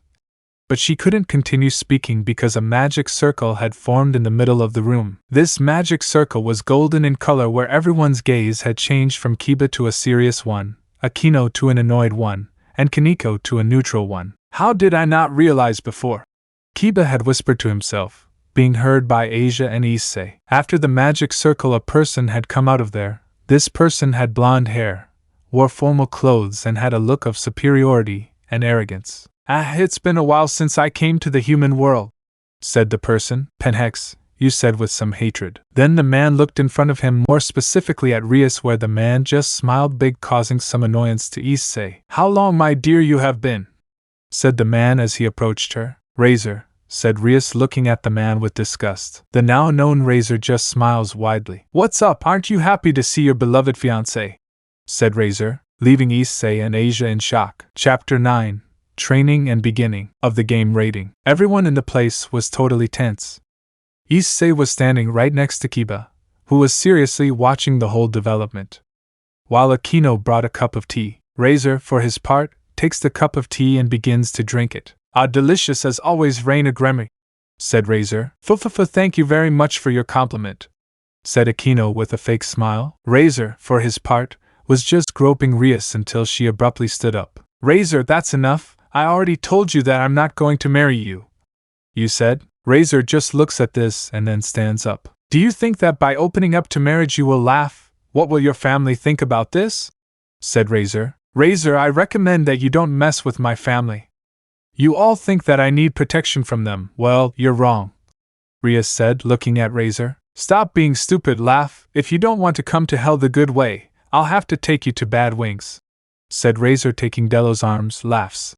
Or else I'll have to burn all your servants, said Razor while aiming a fireball towards the redhead's entire entourage. Razor, touch them and I promise that I will kill you and erase every part of your filthy ass from the face of the earth, said Rias while releasing his aura of destruction that had hurt Razor, who quickly releases it. As the aura of the estuaries began to take hold everywhere, where beneath the feet of the estuaries the neck began to crack. Oju-sama, Razor-sama, better calm down or I'll be forced to interfere, said Grayfia, getting into the conversation, where she released a great pinch of her power, leaving all of Rias's entourage breathless, while Issei fell to his knees. Rias and Razor calmed down as Grayfia stopped putting pressure. He's very strong. I've never felt raw power like his, Issei thought, looking at Grayfia. Oju-sama, there is a way to save her from the arranged engagement being broken. Rias was surprised like the rest, while this made Razor angry. And what is that, Grayfia? Rias asked. The only way for the arranged engagement to be cancelled is a rating game where both parties agree. Grayfia explained a little. What is a rating game? Issei asked, looking at Aquino. A rating game would be like a game of chess. Unlike chess games, we will fight against other nobility, as we are chess pieces, in my case the queen or you a pawn, explained Aquino. Issei just nods as he looks back to the front. Well, I accept the game rating, and you, Razor? Rias asked, looking at the blonde, who smiled arrogantly, and then snapped his fingers, and from there came a large number of girls. I'm sure you can handle me, Rias. I have the full game, said Razor as he approached a beautiful purple-haired woman and began groping her tits, while looking at Issei, who just looked at him with indifference. Are you jealous, kid, that you can't do this? Razor said, then kissed the girl. Issei, for his part, hadn't even gotten upset. While looking at each piece of Razor where he saw a blonde girl with drill braids. She looks very similar to him. Maybe they are brothers, Issei thought, seeing the girl. After that, Razor stopped kissing the girl and looked back at Issei, who had completely ignored him. Are you jealous that you can't do this? Issei, for his part, only gave a light snort. Sigh. Because I would be jealous of someone like you. In my eyes I only see a stupid spoiled child of daddy and mommy, and also that he thinks he is someone because having a nice group of girls puff the only thing that produces in me is pity, said Issei without importance. Razor for his part had become annoyed. Look, take care of him. At that moment, a blue-haired girl with 2 braids on the side of her head was wearing a traditional Japanese uniform and carrying a cane. Look, she just takes a step forward and launched herself at Issei, who simply looked at her for a few seconds. Trace on. When Issei finished saying those last words, Kansho and Bakuya appeared in his hands, where Issei quickly blocked the girl's attack. Where is she? She was slightly surprised. Then Issei quickly moves and gives him a powerful pass in Myra's abdomen so that he crashes against the side of the wall. Then he makes the swords disappear and returns to support himself next to the wall next to Kiba and Akino, who smiled in approval. It's okay, Rias, accept the duel. Xiaolun brings Mira and you too, Lin. At that, 2 girls went towards Mira, who was against the wall, while blood came out of his head, and then they disappeared in the same magic circle they had come from. Time skip. It had been a few days since the Razor incident, where the entire Gremory entourage was going to a mountain for them to start training, where Rias had asked Sona for help so they could miss 2 weeks. After that, they both went to one of the many houses that the Gremory family owned. They had arrived on a mountain where the entire group had begun to train and be prepared for the raiding game. The first thing I had trained was the following. 1 Kiba to train his resistance as well as physically and improve with his sacred gears in addition to hand-to-hand combat. 2 Kaneko was a very similar case to Kiba's. The only difference was that she had to have better control of her powers, although she still didn't have the confidence needed. 3 Asia. She was physically trained and at the same time she learned to better control her sacred gears to be able to learn to better control her powers. 4 with Akino was also physical and magical training, although still much higher range than that of Asia. Laves also learned some tactics to better control his resistance. 5 with Issei, his was a different case. His training consisted of both physically and considerably improving his resistance. He had also learned low-level but effective magical attacks, and finally, she was studying strategies to win the fight. While like the rest, she had not neglected her physical training as well as magical attacks. During the training period, Calawarner had joined the Gremory entourage on Issei's recommendation, although of course this seemed to bother Akino a little, who in the end didn't say anything more. Present. It was already night in the city. While an Issei could be seen with a glass of water walking through the corridors of the house. When he opens the door, he feels a small surprise of seeing Rias awake. Bucho? What are you doing? Wake up? Issei asked. At that, Rias had come out of his trance, and looks right behind him, and there he sees Issei. Issei? What are you doing awake? You have to rest tomorrow. We will get up early to continue with the training, said Rias. Well, I got thirsty, so I got up to get a glass of water, Issei replied. Changing the subject, Bucho. What's bothering you? Issei asked. Rias, for her part, only remained silent for a few minutes before sighing. Sigh, Issei, come with me outside so we can talk better, she said. The chestnut nods and then they go out to the patio of the house and begin to walk until they reach under a small roof where they begin to see the whole place. You know something I see, said Rias. I've always wondered a lot of things, and one of those is why my parents wanted to get engaged to someone who only sees me as a piece of meat, said Rias. Everyone in the underworld only knows me as the next heir to the clan and nothing more, said Rias while leaning against the mural. Issei remained silent, and then he stood beside Rias. Bucho, oh well, Rias, you know something to me. You're always going to be Rias, not Rias Gremory, and a high-class devil. You are Rias and that's never going to change, said Issei while giving a smile. I see, said Rias while looking at the brunette, while a small blush burned her face. Besides, you know something, Rias, said Issei, drawing Rias's attention. What thing? Rias asked. You have some good pay, said Issei as he began to laugh out loud. Rias for her part did not respond to that question while she watched as Issei was laughing at her. Well, Rias, I'm sleepy, so I'm going to sleep. Rest, Bucho. Issei said goodbye, leaving only Rias still thinking about the last thing he said. Do they like my breasts? she thought, looking at her breasts. After that talk, the group had continued training, and then they all returned to the city of Kuoh. Current events. Occult Club. Almost all the members of Rias's entourage were waiting for Issei to arrive, who was the only one missing. Calawarner-san has heard anything from Issei-san? Asia asked, looking at the blue-haired girl. If I remember correctly, Issei had to go look for something and after that he would come back, replied Calawarner. The whole group was completely nervous, and it was no wonder.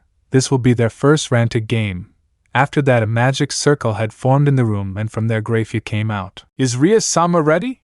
Grayfia asked. I'm just waiting for my pawn, Grayfia, Rias replied. 5. The club door swung open. Sorry, I had a little problem with the clothes, Issei had said. The whole group, including Grayfia, had been surprised by the outfit the brown-haired boy was wearing. He was wearing a kind of black short-sleeved t-shirt stuck to his body, while one of his sleeves was uncovered and the other was being covered by a red long-sleeve, black pants along with shoes of the same color as the pants, and around his waist he had a red jacket on as well as wearing a ribbon on his head. Fufu TVS bien Issei-kun, Alego Aquino. I agree with Aquino-san. You look incredible, Issei-kun, said Calawarner. Senpai, you're late, was the only thing Kaneko Monotoma said. Everyone in the room had relaxed a little, and then everyone became serious, and then Grayfia made a magic circle that had covered everyone in the room. After a few minutes, Issei began to open his eyes where he saw that they were still in the club room. Are we still in the club? Issei asked. In Issei-kun, we were in an exact replica of her Kuoh Academy. Aquino answered Issei's question. Hello everyone, I'm Grayfia and I'll be the referee for this rating game where Miss Rias Gremory will fight against Razor Penhex. That's what Grayfia announced. The rules are simple. Whoever is knocked out in any group will be eliminated from the fight directly. If the king of each group surrenders in the fight, it will be a victory for the rival team, Grayfia had announced. Well, with those rules already clarified, let the ratings game begin. With all that, the rating game had begun where the entire Gremory entourage had been put on guard for any case. Okay guys, let's go win this ratings game, said Rias. Hi Bucho! Shouted the entire Gremory entourage. Chapter 10, Wings of Freedom. The rating game had begun, where Issei was walking along with Kaneko inside the school's gymnasium. Once inside, they had hidden themselves to strike a surprise blow at Rise's feet. Minutes before the Occult Club. In the Occult Club, they were laughing along with everyone in the room. Well, as you know, Riza will most likely try to attack head-on due to the confidence he has in his regeneration powers, said Rias. The whole group nods. Well, as you know this, Razor, most likely I will send all your pieces to attack head-on.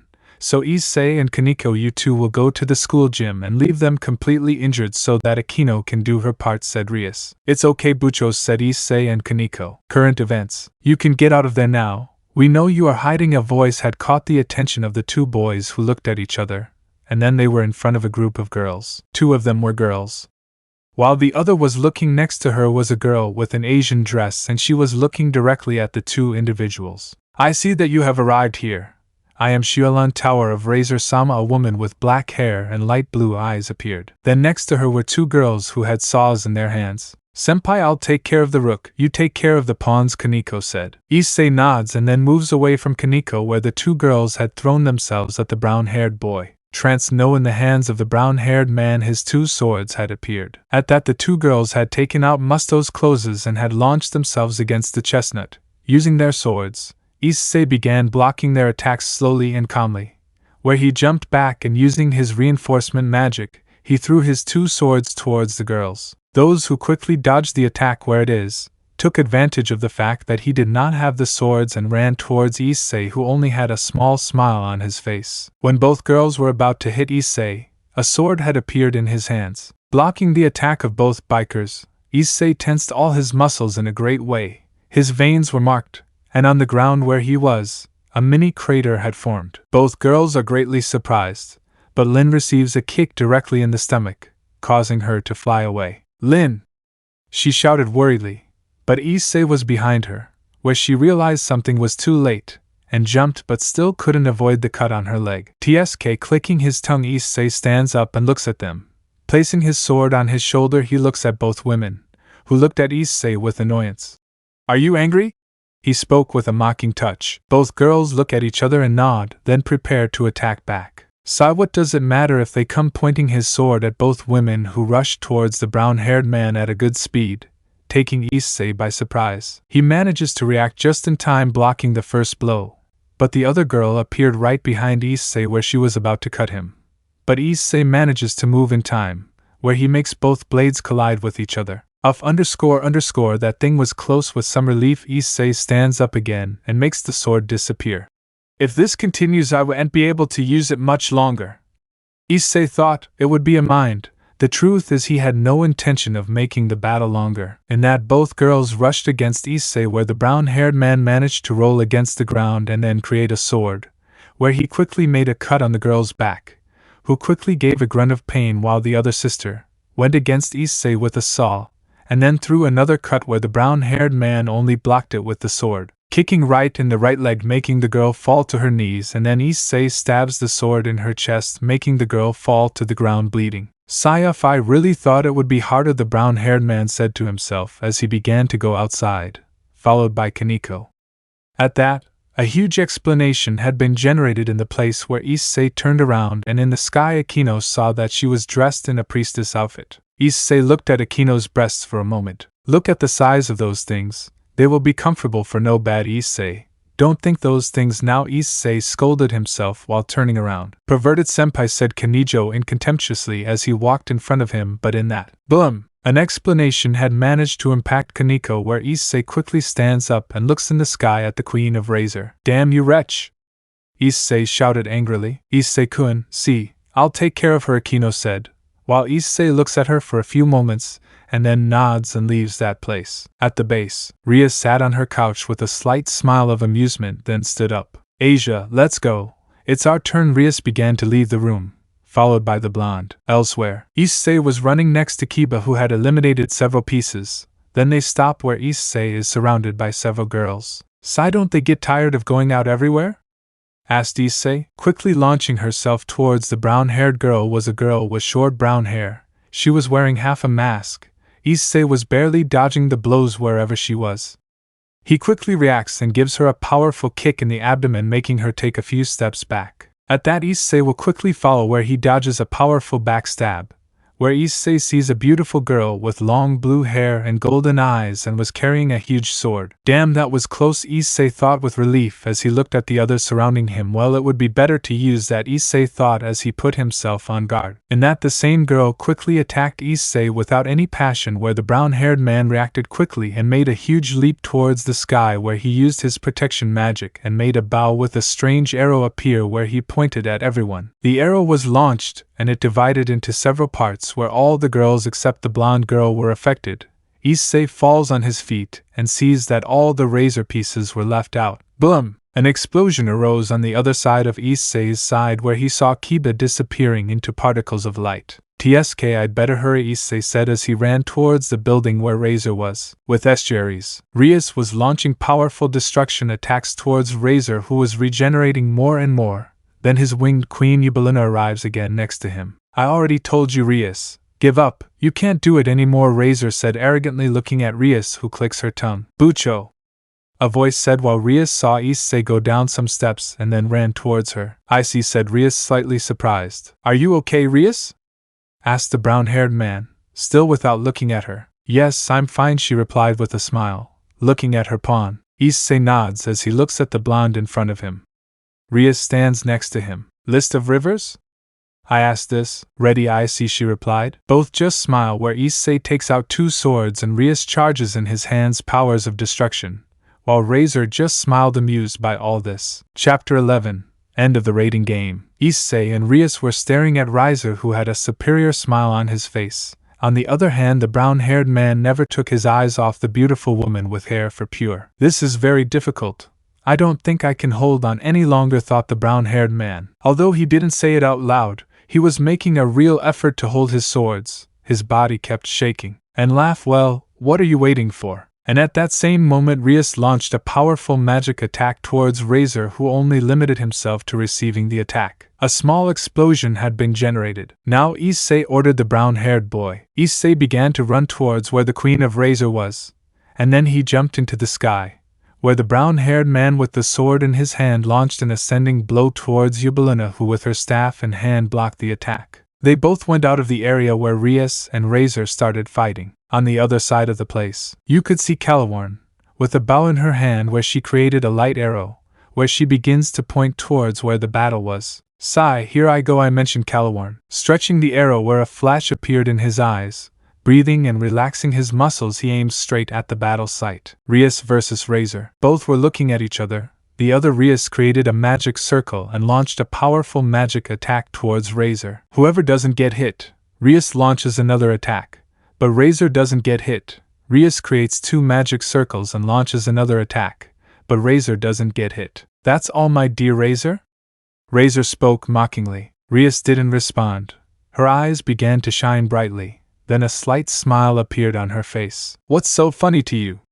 Razor asked. Razor Pehex Queen was left out. Grayfia's announcement surprised Razor, who, turning around, received a huge explosion, but then received a powerful right hook to the face that sent him flying. A few minutes earlier, with Issei and Eubelina, both had arrived in a completely empty field. Issei stood up and breathes heavily and looks at the place where he will now fight.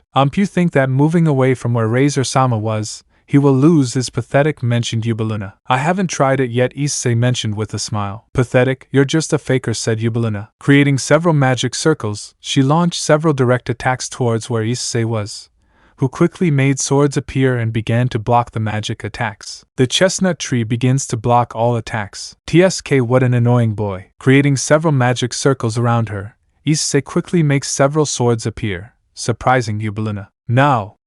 Issei shouted. Spears shot out towards where the magic circles were, where they collided and created several explosions. Issei quickly began to run towards where Eubelina was, who created magic circles again and launched several attacks. The chestnut tree began to block each attack with the swords while running towards where Eubelina was. The chestnut tree launched a direct attack towards Eubelina, who blocked it with her cane. Impossible. He couldn't against a dirty faker, mentioned Eubelina. The difference between you and me is that you don't know my powers, Issei mentioned, annoying Eubelina more, who began to strongly attack the chestnut, who retreated. TSK, I can't believe I have to go serious against a simple pawn, she mentioned while several magic circles appeared behind her. In that she launched several attacks directly towards Issei, who with his sword began to block again, to begin running towards Eubelina, making more swords appear, and throwing it towards where the magic circles were, where Eubelina gets upset and creates several magic circles around the chestnut tree, where it creates a huge explosion.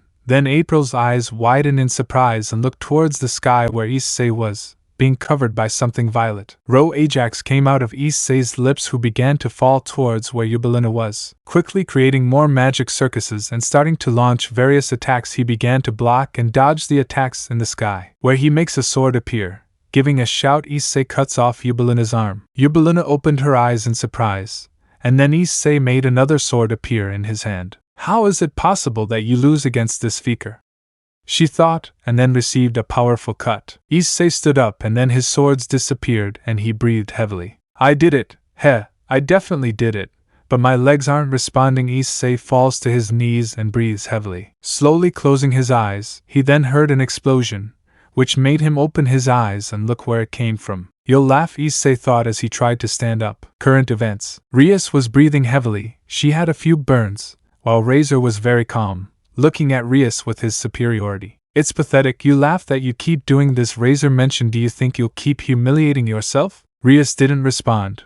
Her body was shaking. She didn't want to lose. It's a shame, but this time you lost, creating a huge fireball. And then look at Rias. He launched a powerful attack towards Rias, who no longer had enough magic. But just at that moment, someone had lied in front of him. I am the bone of my sword, stretching his hands forward, Ro Ajax, and quickly a huge petal-shaped shield. Then Razor's attack hit the shield, where Razor was surprised, and then an explosion was generated. A few minutes passed where the smoke screen began to disappear, then to see Issei, who fell to his knees, who quickly approaches his pawn. Issei, why did you do that? She asked, worried, looking at Issei. Issei smiled. It's normal to want to protect the one you love, right? He asked, looking into Rias's eyes. Rias blushes and then looks away, while a small laugh comes from both of them. It was very risky, Issei, she said with concern. Issei niega? It doesn't matter, he replied, downplaying it. You're done with your sarcasm. A mocking voice brought both of them out of their trance. Rias and Issei looked at Razor, who looked at Rias with lust. But stay calm, lower class. After I finish with Rias, I'll let you see everything I do to him, he mentioned. Don't even dream about it. I'd rather die than be your stupid toy, she mentioned quickly. Shit, I can't take it anymore. And the worst thing is that I can't move my body and I don't even have any magic left, Issei thought with frustration.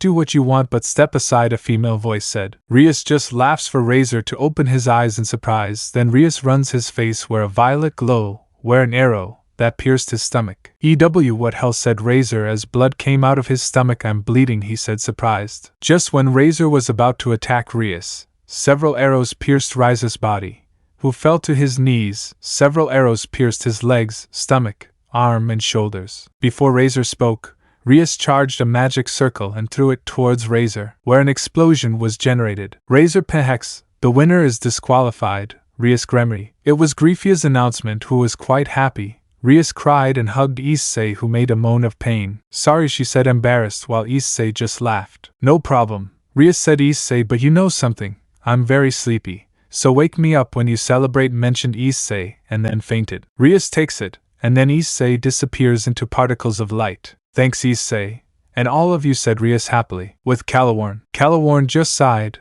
then made his bow disappear and sat down. Sigh, I finally finished this, she said with a smile. While Rias was celebrating, in the stands Rias' family was happy, while Issei's brothers were worried about their brother. Human world. City of Kuoh. Archer and Saber were sitting eating, while a smile appeared on Saber's face. I see everything went well, he said knowingly while eating a piece of cake. They certainly did well, but this is not over yet, said Archer. Chapter 12. Forest of Relatives. After the battle that everyone saw in the underworld, everyone from the Gremory house celebrated Rias' victory. Although there was a group of people who were not happy with the result. Rias's entourage ended up in the Citri hospital. Everyone was fine.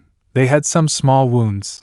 The only one who paid dearly was Issei, who, after using so much illusion magic, ended up staying in the hospital for a few days. For 2 days Issei did not wake up and was constantly visited by his brothers and parents, as well as his fellow nobility, while Calaworn was still being trained by Archer and Arturia to further improve her melee abilities. And they weren't the only ones, the Gremory entourage was also training, but separately. The day had arrived. Issei had woken up where he was received by his family and friends. After catching up on his Issei studies, he suffered a harsh punishment from Saber and Archer for having used so much magic. Present. Issei right now was walking towards Kuoh Academy, and one could notice that other smile on his face. Hell, I'm never sleeping in late again. Thinking that, Issei arrived at the Kuoh Academy where he received the gaze of several students.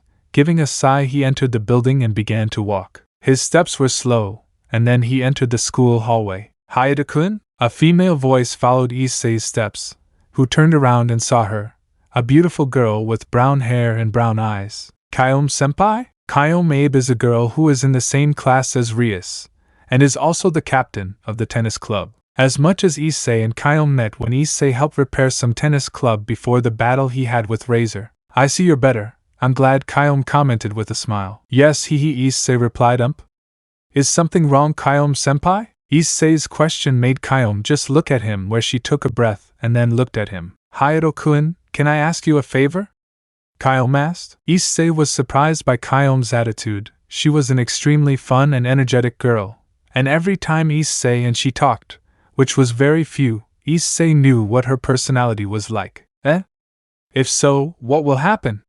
Is it pregunto? Well, time skip. Right now Issei was on his knees repairing what looked like an air conditioner, and next to him was Kuoh. The reason why Kuoh was nervous was that she accidentally broke the air conditioner just by hitting it. And being nervous, she looked for help without wasting time, and she found it when she saw Issei, who was walking calmly, and well, you know the rest. Right now Issei had to apply structural magic.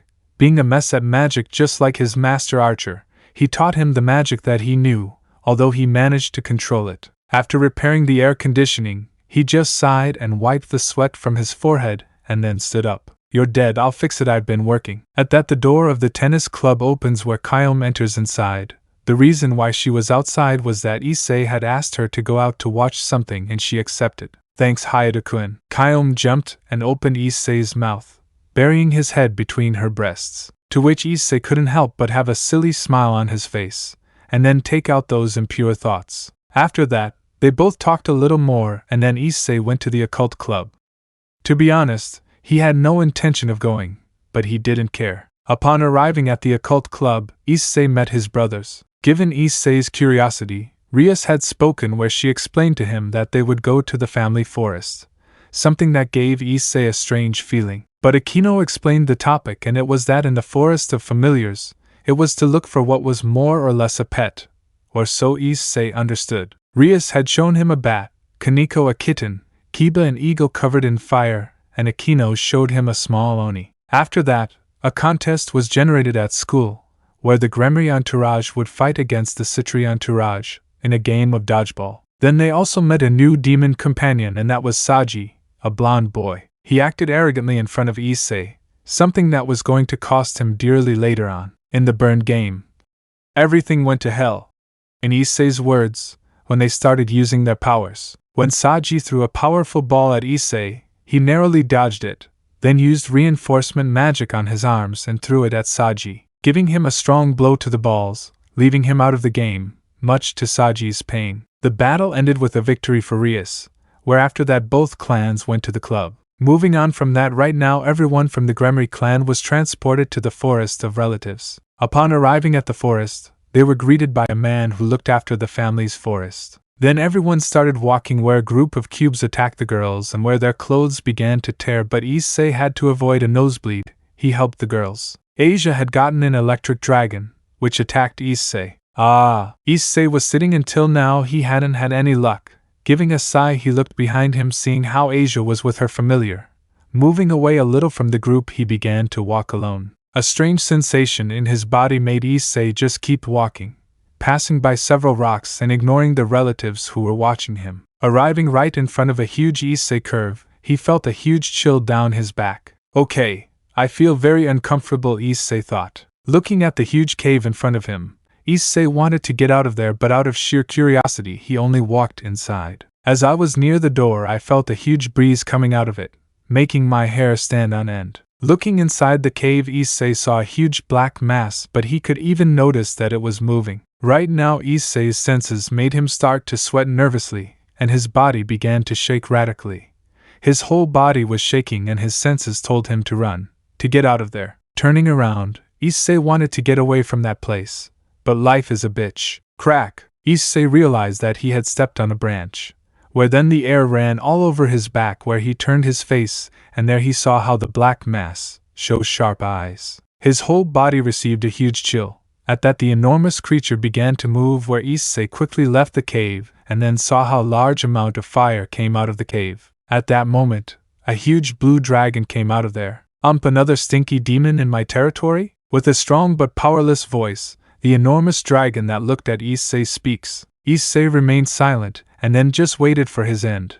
But the dragon did not attack him, but was staring at him.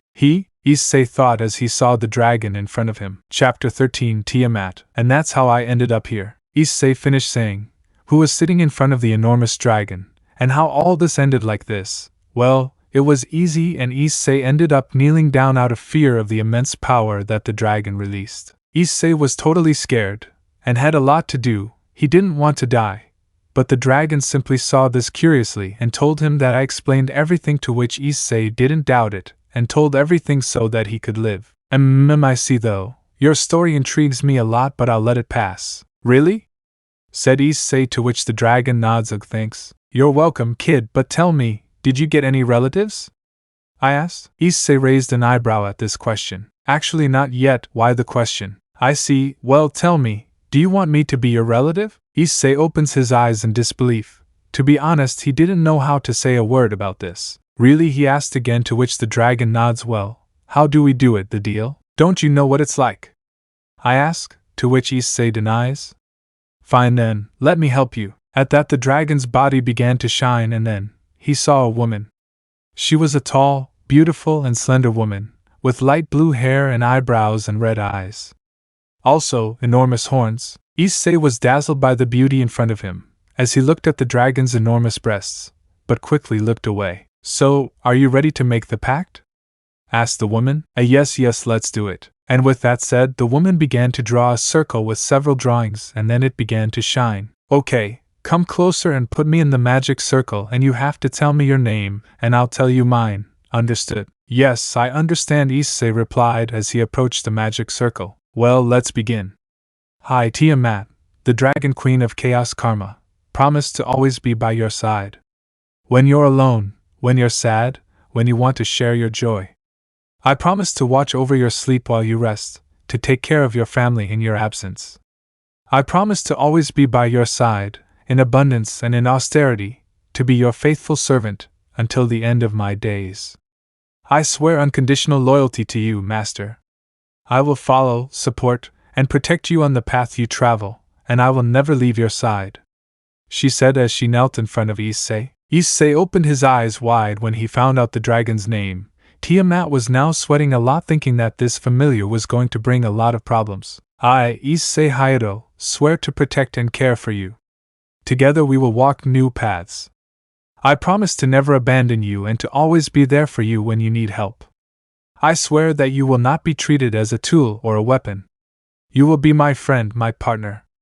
Together, Tiamat, we will achieve greatness, he said, bending down and taking her hands in his, then standing up and helping her to her feet. Now we just have to seal our oath, she said, already standing up, while looking at him. How do we do it?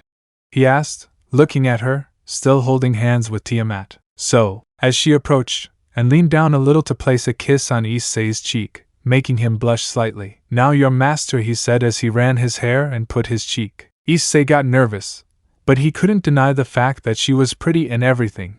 But he was so nervous about giving the dragon a kiss. Okay, here I go, he said as he closed his eyes and brought his lips closer to Tiamat's cheek. Why are you taking so long, Maze? She couldn't finish as she was speechless at what had just happened. Just as she was speaking, she turned her face to look at Issei, but when she did, instead of receiving a kiss on the cheek, it ended on his lips. That action left her in shock and blushing. That action ended up completing the ritual, thus giving the union between master and servant, between them. Issei felt that something was wrong. He felt a soft and fleshy texture on his lips and decided to open his eyes, only to meet Tiamat's, who was staring at him. Their faces were very close, and it only took a few seconds to notice that their lips were joined. When he realized what they were doing, he separated and quickly walked away. Sorry. Issei quickly bowed to Tiamat, who was blushing, and then she spoke. That was my first kiss. You'll have to take responsibility for it, Master. At this statement, Issei was speechless, and only a few words came out of his lips. Hey! It was the only thing that came out of Issei's lips, leaving him completely stunned. With the Gremory entourage, while all of Rias's entourage was waiting for Issei to return. Rias, I think you're taking too long, Issei-kun. Akino spoke, who was worried about the brown-haired boy. In fact, she had a little interest in the boy, after the battle in the raiding game. Although Rias was also worried, and the worst of all is that she felt as if something had gotten ahead of her. But when she was about to speak, Issei appeared accompanied by Tiamat, who was behind Issei. Everyone looked at the girl who was behind him. At hello, Issei greeted nervously at the way his companions in the entourage were looking at her. Issei-san, who is she? Asia asked. Everyone set their sights on the woman, who was behind Issei, who didn't seem to care that everyone was looking at her. Well, she is my relative because you don't introduce yourself. Okay, Master, nice to meet you, Gremory entourage. I'm the Dragon Queen of Karma, Tiamat, and I'm Issei-kun's relative. Everyone was stunned, except for the one who approached the dragon, who looked at this in surprise. Nice to meet you, Tiamat. I'm Asia Argento. The pleasure is mine, Asia-chan. They both greeted each other in a friendly manner, while the others were slow to react, and then she fainted to the ground, followed by the remains. Hey guys. He quickly ran to where the boys were trying to wake them up. Time skip. After a half hour of explanation by Issei to the other girls, and where Tiamat will stay to live, it was somewhat difficult. But in the end Tiamat would stay to live with Issei, something that left the chestnut tree stunned. But he couldn't object to anything. Then going back to the human world, where Tiamat said she would go next since she has to gather her things, so everyone returned to the human world. Right now Issei was at home, lying down where he tried to fall asleep even a little. This day was very long, and with that said he fell into the arms of Morpheus. while on the other side of Kuoh town, a man with 5 pairs of black wings could be seen. He has long, dark hair, red eyes, pointed ears, a broad forehead, a mouth displaying a set of triangular teeth, and is usually dressed in black, tunic-like clothing. He was sitting on a throne, with his left fist on his cheek, while in front of him were groups of exorcists and a chubby man. Well, Valper, do you have everything we need? After that question, the man, Valper, had the appearance of a short old man, with glasses, gray hair, a mustache and black eyes, who was wearing a priest's suit. Yes, Kokabeel-sama, we have the fragments of the Excalibur, just as our spies have reported that the church sent some exorcists to recover the fragments. Kokabeel smiled at this statement, and then spoke to him again. Well, prepare everything. I think it's time to start a new war, ha ha ha. And with that statement, many exorcists and fallen angels simply left the place, and left there. Chapter 14: The Church's Messengers. Right now the chestnut tree wished that the earth would swallow him up with simple reason, and something, or rather someone, was sleeping in his bed very attached while hugging him tightly and burying him in her breasts. When will I get home? He couldn't think clearly because of why the woman was squeezing him again. Teacher, I'm not there. Ha! Wait, he's moaning. He quickly blushed at what he was hearing from the woman lying next to him. Shit, I can't move. He quickly tried his best to get away from her, but unfortunately the door was suddenly opened. Is it Horo? It came out of the mouth of the older brown-haired woman who, seeing her son lying down being hugged by a woman with large horns, was hugging her son even tighter. Loss. After that she left to shout to her husband that her son was with a girl sleeping in their bed, and that they would have many grandchildren. Let's get lost, Issei cried internally. So they came sent by the church, huh? Laughter spoke with his arms crossed. In front of the estuaries was a beautiful girl with short black hair, and behind her was a girl with the same hair color. The only difference was that her hair was much longer, and she had eyes of different colors. Putting down her cup of tea, the black-haired girl spoke. Yes, Rias, it seems that a problem arose with the Sacred Sword project, and I'm afraid that this matter is of utmost importance. Will you be able to control your knight? The black-haired woman asked, sighing. If Sona, I'll try to make sure Kiba-kun doesn't do anything stupid. Rias replied seriously. Sona nodded and then stood up. Well, I have things to do, so see you later. And with that said, Sona left, being followed by the long-haired woman. Aquino, Rias called her most faithful queen. Yes, would you laugh? Aquino asked. I want you to tell the others that I should come to the occult club today without fail, ordered the redhead. Aquino nods and then leaves, leaving Rias alone, who simply brings her hand to her forehead and begins to rub it. Lucifer had just finished one problem and ended up entering another, sighing. What is Issei doing right now? She couldn't help but think about her pawn, what he was doing right now. Looking one last time at the papers on the table, she stood up and then simply stripped off her clothes and went into the bathroom to relax a bit. Oh please, are you serious? Issei mentally cursed for seeing in the kitchen not only Tiamat, who not even he knew how she had gotten to his house yet, and right now not only was she there but also Calawarn and Asia. Good morning, Issei-san. Asia greeted Issei, who returned the greeting. Good morning to you too, Asia. And can I ask what you're doing at my house? Issei asked as he looked at all the boxes that were there. Calawarn was the first to speak. I was just looking for a place to live, and Rias told me that here would be better since there's no place where she lives. The blue-haired girl answered vaguely. Well, I just came to live with my master. After all, I'm his relative. She blushed. He has to take responsibility for giving me my first kiss, she murmured. Suddenly the place was left in a deep, uncomfortable silence, where Calawarn simply watched Issei out of the corner of his eye while making a pout. That's true, Issei? Calawarn asked with a seriousness that was rare for her. Issei got nervous and started scratching the back of his neck. Layers at the time of making the master-servant contract step. Issei explained nervously. You're the worst, Calawarn declared. Ma Issei-san, Asia said. For some reason Issei looked directly at Tiamat, who puffed out her breasts. But why? Issei didn't know yet. Why do you think President Kiba called us? Issei asked, walking into the occult club room. Upon arriving at school, Issei, accompanied by Asia and Calawarn, was received by Kaneko, who informed them that they should go to the occult club in the afternoon. Without even explaining or saying anything else to him, she had left.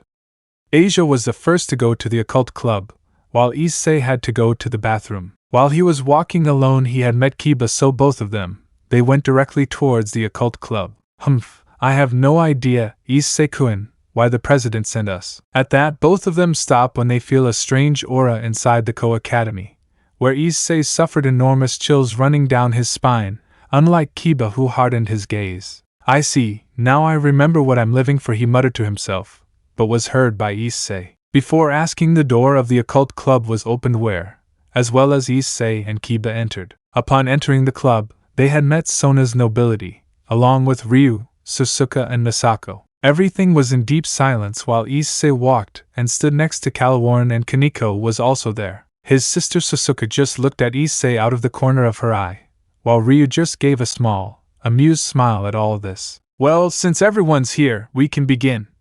One of the hooded girls spoke. At that, both of them take off their hoods, revealing two beautiful girls. One had short blue hair with a green lock and the other had long brown hair tied with two ponytails. During the meeting, both Enviados de Al Iglesia had asked the demons not to interfere in their mission, since it was none of their business. Misako had asked who it was that had stolen the fragments of the Excalibur. Directly, Sona, Misako, and Rias looked sideways at Issei, who seemed to know nothing. The conversation continued for a few minutes until the brunette mentioned something that caught Issei's attention, and that is that she asked Issei, Susuka, and Ryu that she was their friend from childhood. At first Issei didn't recognize her, but then he started to remember, until his light came on, and then he screamed because he thought she was a man. Then when both exorcists were about to leave, the so-called Zenobia had stopped right in front of Asia, where she began to speak ill of Asia, which infuriated Issei and company. After Asia answered her that, even though she was now a demon, she still believes in God, which made everyone happy. I see, then let me kill you. If you still believe in our Lord, then let me free you.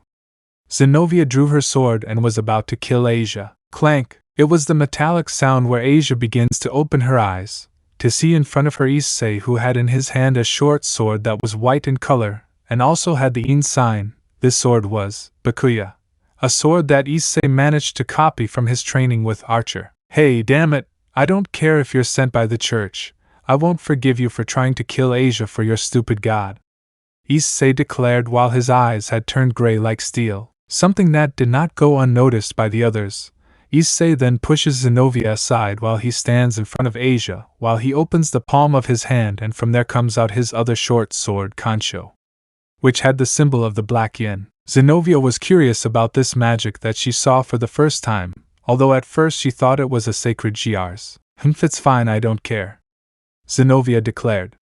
It would be better if we left. Let's go, Irina. When both were about to leave, Kiba had put himself in front of both exorcists, where some spoke a few words that were enough to cause a duel in the schoolyard. In the schoolyard were Issei and Kiba standing, while in front of them were Irina and Zenobia. Issei wanted to get even with the blue-haired girl, but in the end he would end up facing Irina. Issei-kun, I'm glad you're okay, although this meeting wasn't what I was expecting, Irina commented. If Ryanair saw that you were about to throw your life to shit, to fight against a cadre for your faith, believe me, she would give you a real beating for how stupid you look, Issei declared seriously, while Irina just looked down. I'm sorry, Issei-kun, Irina muttered, while Issei made his swords, Kenshu, and Bakuya appear. Let's get this over with, Irina, Issei declared seriously. Chapter 15, Excalibur Part 1. Metallic sounds could be heard in the schoolyard.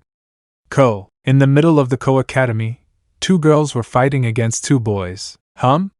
Jumping lock up, that's all you got, demon, the blue-haired girl mocked, blocking another uppercut from Kiba, who just snorted annoyed and jumped. Jews sighing, let's get this over with. Suddenly a magic circle formed on the ground, and from it emerged a huge sword wrapped in chains. Durandal! And with that scream, the chains on the sword fell away and she took the sword. This is the Excalibur Durandal. June, ha ha ha. Kiba started laughing. You know something, let's see if your holy sword or my demonic sword is stronger. Suddenly several swords emerged around Kiba. Then let's get this over with. And so Kiba and Zenobia threw themselves at each other again. Rias, Aquino asked Rias, who simply nodded. Yes, I see. Both remained silent as they watched Van, as Kiba fought fiercely against Zenobia, who blocked and dodged blows with great ease. Bucho. After Kaneko's call, Rias and Aquino turned around. Issei-senpai is about to finish his duel. I understand. Jaya! It was Irina's scream as she crashed into a tree. That's all, Irina, Issei commented as he approached with his Kenshu and Bakuya swords. Breathing heavily, Irina stood up and placed her sword in front of her. Issei-kun, yo, shut up! I shouted. I never thought you would become this, risking your life like that against a cadre. That's stupid. Irina remained silent as she looked at her childhood friend. Seriously, if Reincarnation saw how you were going to waste your life like this, she would be disappointed. Issei launched himself at her who, seeing Issei attack, threw a blow with his Excalibur. But it was easily repelled. Issei was the one who didn't waste any time and hit Irina in the abdomen. Then he launched a diagonal blow with Bakuya. Irina received a cut on her shoulder. Groaning in pain, Irina launched herself into the attack again. It was Issei who moved to the side. And in a simple manner, he struck her on the back of the head with the handle of his sword, causing Irina to become unconscious and fall to the ground. Hump! Heyoa! Turning slightly, he saw how Kiba fell to the ground covered in wounds all over his body. Trying to get up from the ground, Kiba saw how Zenobia raised her sword and was about to hit him. Clank! That? Zenobia looked slightly surprised to see who had prevented her from giving her the final blow. That's enough, Zenobia, Issei spoke, who had his Kenshu sword stopped. Zenovia's sword. Seeing Issei speak to her, she frowned. She began to apply force to her grip on the sword. Seeing that Issei wasn't going to back down, he just narrowed his eyes.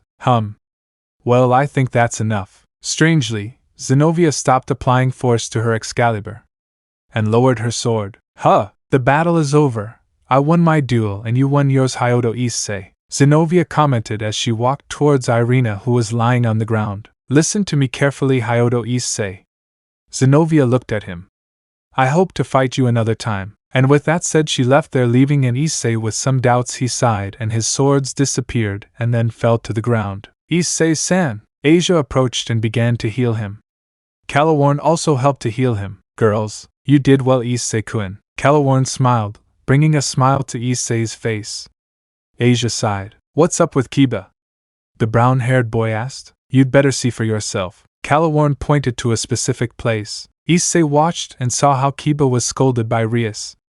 Then he left that place. Kiba, and Sirio? Issei couldn't help but say, who was being accompanied by his brothers who looked the same way. Issei, is that really Irina? After his brother Ryu's question, Issei nodded. Wow, this is weird, Susuka said as the trio of siblings approached to where the girls were begging. It's good to see you, Irina and Zenobia, Issei would greet, being reciprocated by both girls. Can we know why they are asking for money?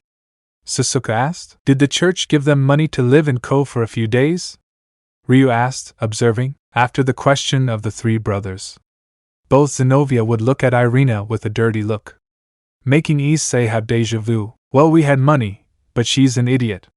She spent all the money on a painting. I already told you, Zenobia was St. Peter. Irina tried to defend herself, only to elicit nervous laughter from her siblings. A question: did you eat? Susuka asked, receiving a glare from both exorcists. Those who were about to answer were about to growl, but their stomachs were growling. That's a no. Ryu couldn't help but say it while Issei scratched the back of his neck. How about I treat you to lunch? Just like my brothers and I haven't eaten either, Issei would say, receiving a look from both of them, who nodded, and suddenly Issei felt that he would regret it later. And there goes my money, Issei thought as he watched Zenobia and Irina eat, as if they were animals that hadn't eaten in several days. Damn my luck! He cursed his bad luck while his brothers were just like Issei. Ah, that was delicious. I can't believe you accepted. That a demon will help us. Both Irina and Zenobia had their respective ways of giving thanks. Thank you very much, Issei-kun. Yes, thank you, Hyoudou. They both thanked each other, as they bowed slightly. It's nothing now. Even though I regret doing it, Issei said and thought as he settled into the chair like his brothers. But then the group got serious and the first to speak was Ryu. Well, since we helped you, now you have to give us information. Both Irina and Zenobia looked at each other, and then they nodded. I think it's a fair deal, Zenobia said resignedly. While in an apartment, a man with black hair and blonde streaks could be seen, who was extremely relaxed apart from staring at the ceiling. Turning slightly, he smiled. Oh, what brings you here today? In front of him stood a teenage boy, about 18 years old. Silver hair, gray eyes. I see you're enjoying your vacation. Hell, what can I say? It's relaxing not having to do paperwork. The man placed his arms behind his head and relaxed even more. Tell me something, Azazel. Why are you interested in that boy? Hey, let's just say there's something there that got me curious. Besides, don't you want to meet your rival's brother? He smiled while the silver-haired boy simply sighed and crossed his arms. Sighing, I'm certainly not that interested in our battle or the world. But I want to see how strong he is. End of chapter. Hey, how are you? I'm slowly getting back into the swing of updating stories. And I want to tell you something. I'm going to add 5 more girls to Issei's harem. Besides the ones that are already there, I'll add wings that I was missing before. 1 Forbidden, 2 in Wild Leviathan, 3 Elmenhald Karnstein, 4 Roygun Belporg, 5? You choose. Chapter 16, Excalibur Part 2, and that's all we've learned about Kokobeel so far. Zenobia would inform the group of demons who had different expressions on their faces. The 3 Hyoudou brothers were quite surprised, as was Kaneko Tujo, who appeared with the objective of helping her senpai Kibayuto, who had a grim expression marked on his face. As the group was still at the Zenobia restaurant, he began recounting the reports he'd received. He also recounted what Kiba had suffered as the sole survivor of the Sacred Sword Project. The person in charge of those experiments was none other than Father Valper Galilei. He managed to find a way to make the sacred swords respond to their wielders, but this experiment came at a great cost. And that was the lives Valper took from the children in the end. He was expelled from the church and later married. That being the reason why Kibayuto had changed his personality to a more vengeful one, and being blinded by his hatred made his fight against Zenobia. He will win their fight very easily. I understand what you mean, Zenobia-san. But don't you think this is a risky enough mission? What do you mean? After what Sasaka said, Zenobia turned to the aforementioned without understanding the question. What my sister is trying to say is that the church sent you 2 alone without a team, and you also have a fragment of the Excalibur in your possession, Issei replied before Irina stared at him for a moment. Although Zenobia raised an eyebrow. In fact, another comrade should have come before us as well. But he was killed by someone from this city, although. Zenobia said, murmuring. The church sent us, we will continue with this mission. It doesn't matter if we die, we will do God's work. With great firmness in his words, Issei looked at Irina, waiting for her response, but she nodded at what she had said. With the decision already made by both exorcists, he could only shake his head at that thought. I see. Letting out a sigh, he looked at both exorcists. I see that your decision has already been made, right? And both of them responded firmly. Watching all this, the other 2 siblings, Hyoudou and Kaneko, as well as Kiba, didn't take their eyes off Issei.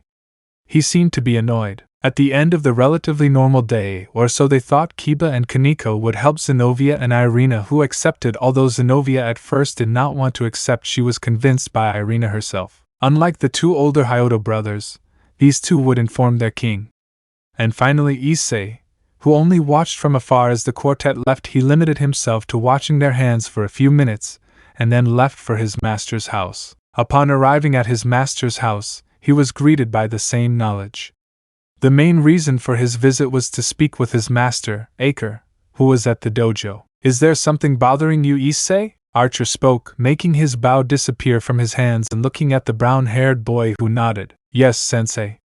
I was thinking about what's been happening these days. You're talking about that Kokobeel, right? And, closing his eyes slightly, Archer sighed and looked back at the brown-haired boy. Explain to me everything that's happening. In the end, the brunette had no choice but to explain everything that was happening. Aker listened silently or watched the brunette's every gesture. And in the end, Issei remained silent, watching Archer. I don't care which path you choose, Hyoudou Issei. Archer bluntly told the brunette what he thought. Do you think so?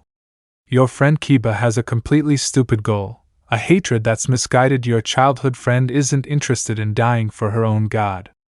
And you're here at a time like this. What paths do you choose? Archer approached the brown-haired man, summoning him.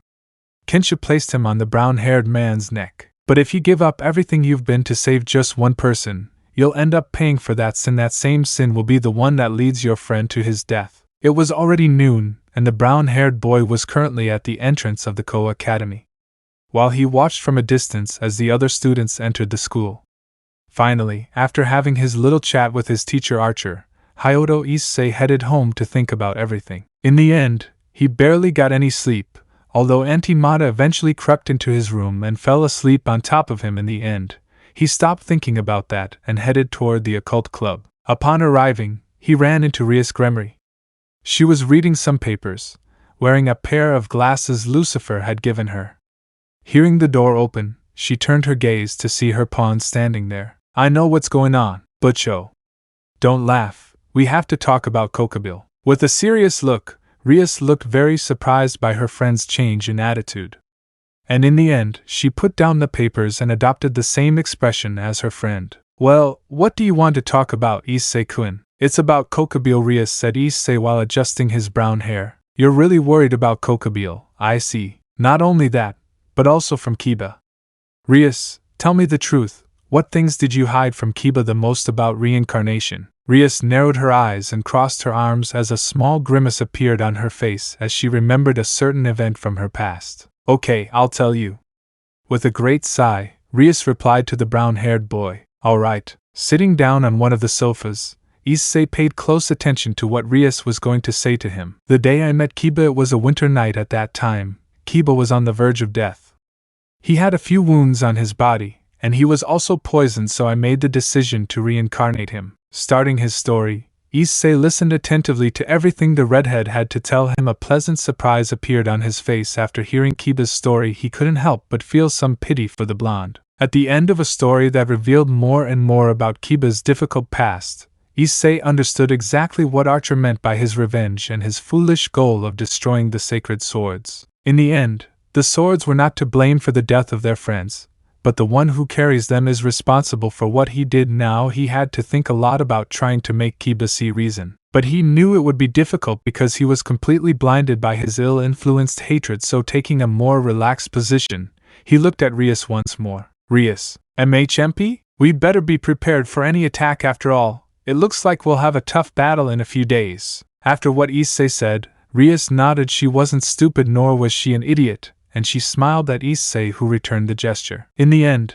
I would be lucky to beat a high-level team. Are you sure this is where Zenobia is? Yes, Irina, this is the place where she was last seen. She answered her friend. Both exorcists were inside an abandoned factory looking for something or someone. However, they were not alone. Kiba and Kaneko were also there. Both demons were following the exorcist without realizing that something had appeared behind them. Chapter 17 Planning. The entire Gremory group, except for Kiba, were gathered in a room to devise a plan for when Kokobile begins his attack. The plan was somewhat simple and had almost no error images.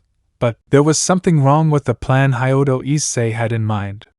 Well, the plan was for his older brother and sister and Misako to fight alongside them, leaving the barrier for those of the Citri clan. Misako Gremory had a great amount of magical power, and they could use that considering that Rias were also there. Nobody said anything.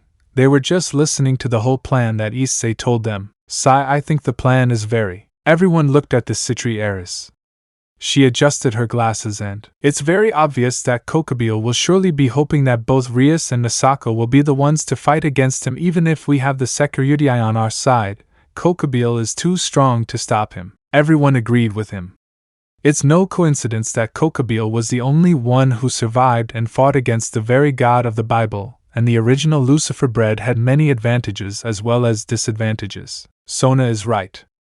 But if we don't try, we could lose not only our lives, but also a war that would engulf not only the human and supernatural worlds in conflict. I think it's a very good plan. Issei looked at his brother, who gave him a confident smile, making the brown-haired boy nod, and then looked back at his fellow peers, who nodded with a smile, giving him all their confidence. In any case, said Rias, it would be better to call Oni-sama to help us with this problem. Sirzechs? Rias, are you sure about this? You know our brother has a lot of things to do in the underworld. I know, but we have to be realistic, Misako. Oni-sama will be the only one who can defeat Kokobile, but she looked at the brunette who, upon noticing the look, nodded slightly, causing intrigue in many who saw this interaction, and Issei-kun's familiar would also be of great help in that battle. Rias, you're talking about your pawn's familiar. It must be pretty strong if you're saying it's capable of fighting a cadre. Sona questioned her former childhood friend again. However, the rest of the redhead's nobility smiled, knowing who she was and what she was capable of doing. Unlike Issei, she had a familiar that was very powerful in terms of her power, she had the power to take down several strong opponents and would definitely be excited for a battle. Issei, Succubus said. Who is your familiar? He must be very strong for Ria-sama to have enough faith in him. Issei smiled. Yes, she is a strong enough person, believe me, sister. The brown-haired man replied. She was the word that everyone thought of because they were left wondering who Hyoudou Issei's familiar could be. However, Hyoudou Ryu felt a huge chill run down his back just as the dragon he had sealed felt a certain fear. Oh hey Ryu. Are you okay? After Issei's question, Ryu nodded and looked back at everyone in the room. Well, leaving aside my younger brother's mysterious relative, Ryu said. Who will be in charge of fighting Kuoh? Looking at the younger chestnut who let out a small sigh. As well as Akino-san, Kaneko-chan, Calaworn-san and Ria-sama along with Asia Ryu and Sasaki, Misako will be the ones to contain Kuoh. But if we have to say more, there is no doubt that both Irina and Zenobia and Kiba will appear in the battle, so we not only win in numbers of people, and it does not give more opportunities to battle against Kuoh, said Issei.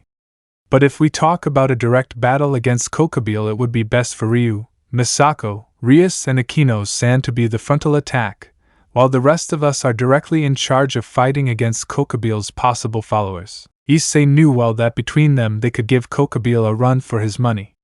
Given the circumstances they were in and the cadre's power was very strong. As a group, they had to give it their all. Clearly, the group had their minor doubts, but the main card they had if the original plan didn't work was theirs. They would have to resort to finding a Sirzechs who would manage to appear and stop Kuoh. And the other thing would be the card Issei had in mind, and that was to summon her to help them in their fight. I think it's a very good idea. Misako gave her personal opinion at the end. She also owns part of the Kuoh territory. Of course, she was a little stronger than Rias, but the advantages and disadvantages they had were too many to back down right now, and they were between a rock and a hard place. Everyone also attended and gave their best opinion, and also gave several ideas for the fight against Kuoh. After another half hour, everyone had left, leaving only Issei and Rias in the room. Neither of them said a word. There was a lot to think about, but Rias approached the brunette and patted him on the back. You can relax now, I see. You did very well. She smiled when she saw her friend, who smiled at her, and then finally let out a sigh of relief. During the meeting, Issei was quite tense because he wasn't quite sure that his idea was going to work, but he still received the trust of Rias and the rest of his companions as well as his brothers. Walking toward the couch, he sat down right there. He was followed by Rias, who sat down next to him. The two didn't say another word, and in the end, I'm sorry I left you and Akino-san to fight Kuoh. The first to break the silence was Issei. Rias looked at him for a moment, and then shook her head. It's okay, I see. In fact, I think that between all of us we wouldn't have planned this, and we would have acted all at random, and I'm glad to know that you have some trust in me. She smiled a rather cute smile that made Issei smile as well. Rias Gremory, a high-class devil and considered like any other devil who was a woman, a mere pure devil breeder for most. And yet she was just like any other teenager. She has dreams she wants to fulfill, finishing school, getting a college degree, and above all, finding someone who loves her for who she is, Rias. Not a Gremory, but Rias. That day before the battle against Razor Phoenix, Hyoudou Issei was the only one who saw Rias as simply Rias, causing her to blush with those words. But despite everything, Rias had great insecurity in her words. But in the end, Issei fought until the end with her, as well as her nobility and that powerful attack that Razor threw at her. Hyoudou Issei was the one who appeared and created a shield in front of him, and he still remembers those words. It's normal to protect the one you love, right? Those simple words made her blush and her heart flutter. But she still only thought they were just out of admiration for the brunette, and yet, he was her first friend who never looked at her with lustful eyes. Of course, he occasionally sneaked a peek at her breasts, something that didn't really bother him much, but sometimes they were also with Akino, who had a bigger bust than her, causing slight jealousy in herself, but seeing the brunette who gave her that confidence was the best thing for her. I will always have confidence in you. Thanks, Issei. Rias hugged the brown-haired boy, taking him by surprise and looking at her, somewhat confused. Issei still reciprocated the hug. No need to laugh about that. They both remained like that for a few minutes, when suddenly Rias opened her eyes slightly, and, after the brown-haired boy's question, Rias raised his gaze to Issei's face. "Could you take your hands off my left breast?" Issei smiled somewhat perversely as he was undoubtedly enjoying touching Rias's left breast. She seemed to be a bit annoyed as a reddish aura surrounded her. However, Issei didn't know how much of this angered the redhead. "No, your breasts are very soft," and Rias glared at him and extended his right hand with his palm open. "Pervert. Plaf. It hurt." Rias had slapped the brunette's face hard, sending him flying and crashing into the wall. Chapter 18. Fighting the Crazy Cadres, Part 1. This must be impossible. A shoulder dressed as a priest spoke in surprise at what he was seeing. In front of him was a boy with brown hair and brown eyes. He held a brightly shining sword in his hands. It was supposedly destroyed. The boy would grip the sword with both hands, and placing his left foot forward and his right foot back, he raised the sword upwards. "The promised sword," said a redhead looking at the sword. "That weapon that was carried by the king of the knights." The sword was covered by a golden energy. "His name is," taking a few steps forward, "Excalibur, Academia Kuoh." About half an hour before the Gremory group accompanied by Sona Citri. "Well, we're all ready to do it. I understand you're laughing." He nodded as the Gremory group began to enter the school. Without Kiba and the exorcists in this fight, and only Misako and Rias, the Gremory sisters will have to give it their all in this fight. A fight that will decide the fate of the world. List? Always. Both were already in the middle of the Kuoh Academy, while the barrier was already placed courtesy of Sona Citri and her nobility, leaving nothing more and nothing to me than the ones you asked: Misako, Issei, Ryu, Susaku, Kaneko, Asia. So the two Mao sisters are already here, so who's coming? Will it be Sirzechs or Seraphil? Neither of them responded to Kokobil's mockery. Instead, they all quickly became alert. "Oh. So you'll be fine, why don't you take care of them first?" Snapping his fingers, two enormous magic circles formed, while from there a group of several Cerberus emerged. Everyone's expression suddenly changed without hesitation, but they quickly discarded those ideas, and they looked ahead at the enemies. Kokobil was slightly surprised, however his expression changed quickly when he used his wings as shields, blocking several projectiles. "What?" He looked completely surprised by this sudden attack. "Where did it come from? I didn't even feel that magic attack." While I was searching for an answer in the distance from the Kuoh Academy, Calaworn stood in one of the buildings, carrying a bow. "Humph." Snorting, she grabbed the bowstring, and several yellow energies appeared in the bow. Then, releasing the string, the projectiles were launched at enormous speed. At the academy, Kokobil looked around for the cause of this attack. Instead, he used his wings as shields again, blocking the projectiles. TSK. Clearly annoyed, he looked around at the group he was in and was surprised not to see them standing there. "What ga?" Screaming in pain, Kokobil turned around and saw who was behind the attack. "I'm sorry I hurt you," Misako said mockingly. "Your girl, now go." Without even being able to finish speaking, he turned his face, dodging the magical power. As he turned his face, he saw Rias, her demon wings snatched from the air. She was approaching Misako. Both sisters looked at the cadre, generating two balls of destruction in their hands. "Well, Kokobil, now we will show you the true power of destruction," both sisters said as Kokobil smiled wryly. And then he simply looked at them. "Well, it seems that the first stage of the plan is going well." Sighing as she dodged a Cerberus attack, Akino launched several holy beams, severely damaging several Cerberus, while Calaworn attacked with several spears of light, severely damaging 3 Cerberus. Its time was what Issei said. Using his magic, he created a bow and then pointed it upwards and aimed straight at Kokobil, throwing the arrow towards Kokobil. The cadres instinctively tilted his body to the side, dodging the arrow that flew past him, and his gaze quickly traveled to the place where the arrow was shot at him. He furrowed his eyebrows in annoyance, and then with his free hand created a spear of light. "Die damn nuisance," said Kokobil coldly, throwing the spear of light in her direction. "Now Ryu!" Issei shouted, barely dodging Kokobil's spear. "What ga?" Kokobil screamed in pain, feeling a sharp pain on the side of his face. Sekurudai. Beside him was Ryu Hyoudou wearing the red waiting dragon drag's balance break. Kokobil Rias said through the armor, moving slightly away from the fallen one, while Rias and Misako stood next to him, looking in front of him at Kokobil, who smiled happily. Interesting, Kuoh said with a smile. It is certainly very interesting.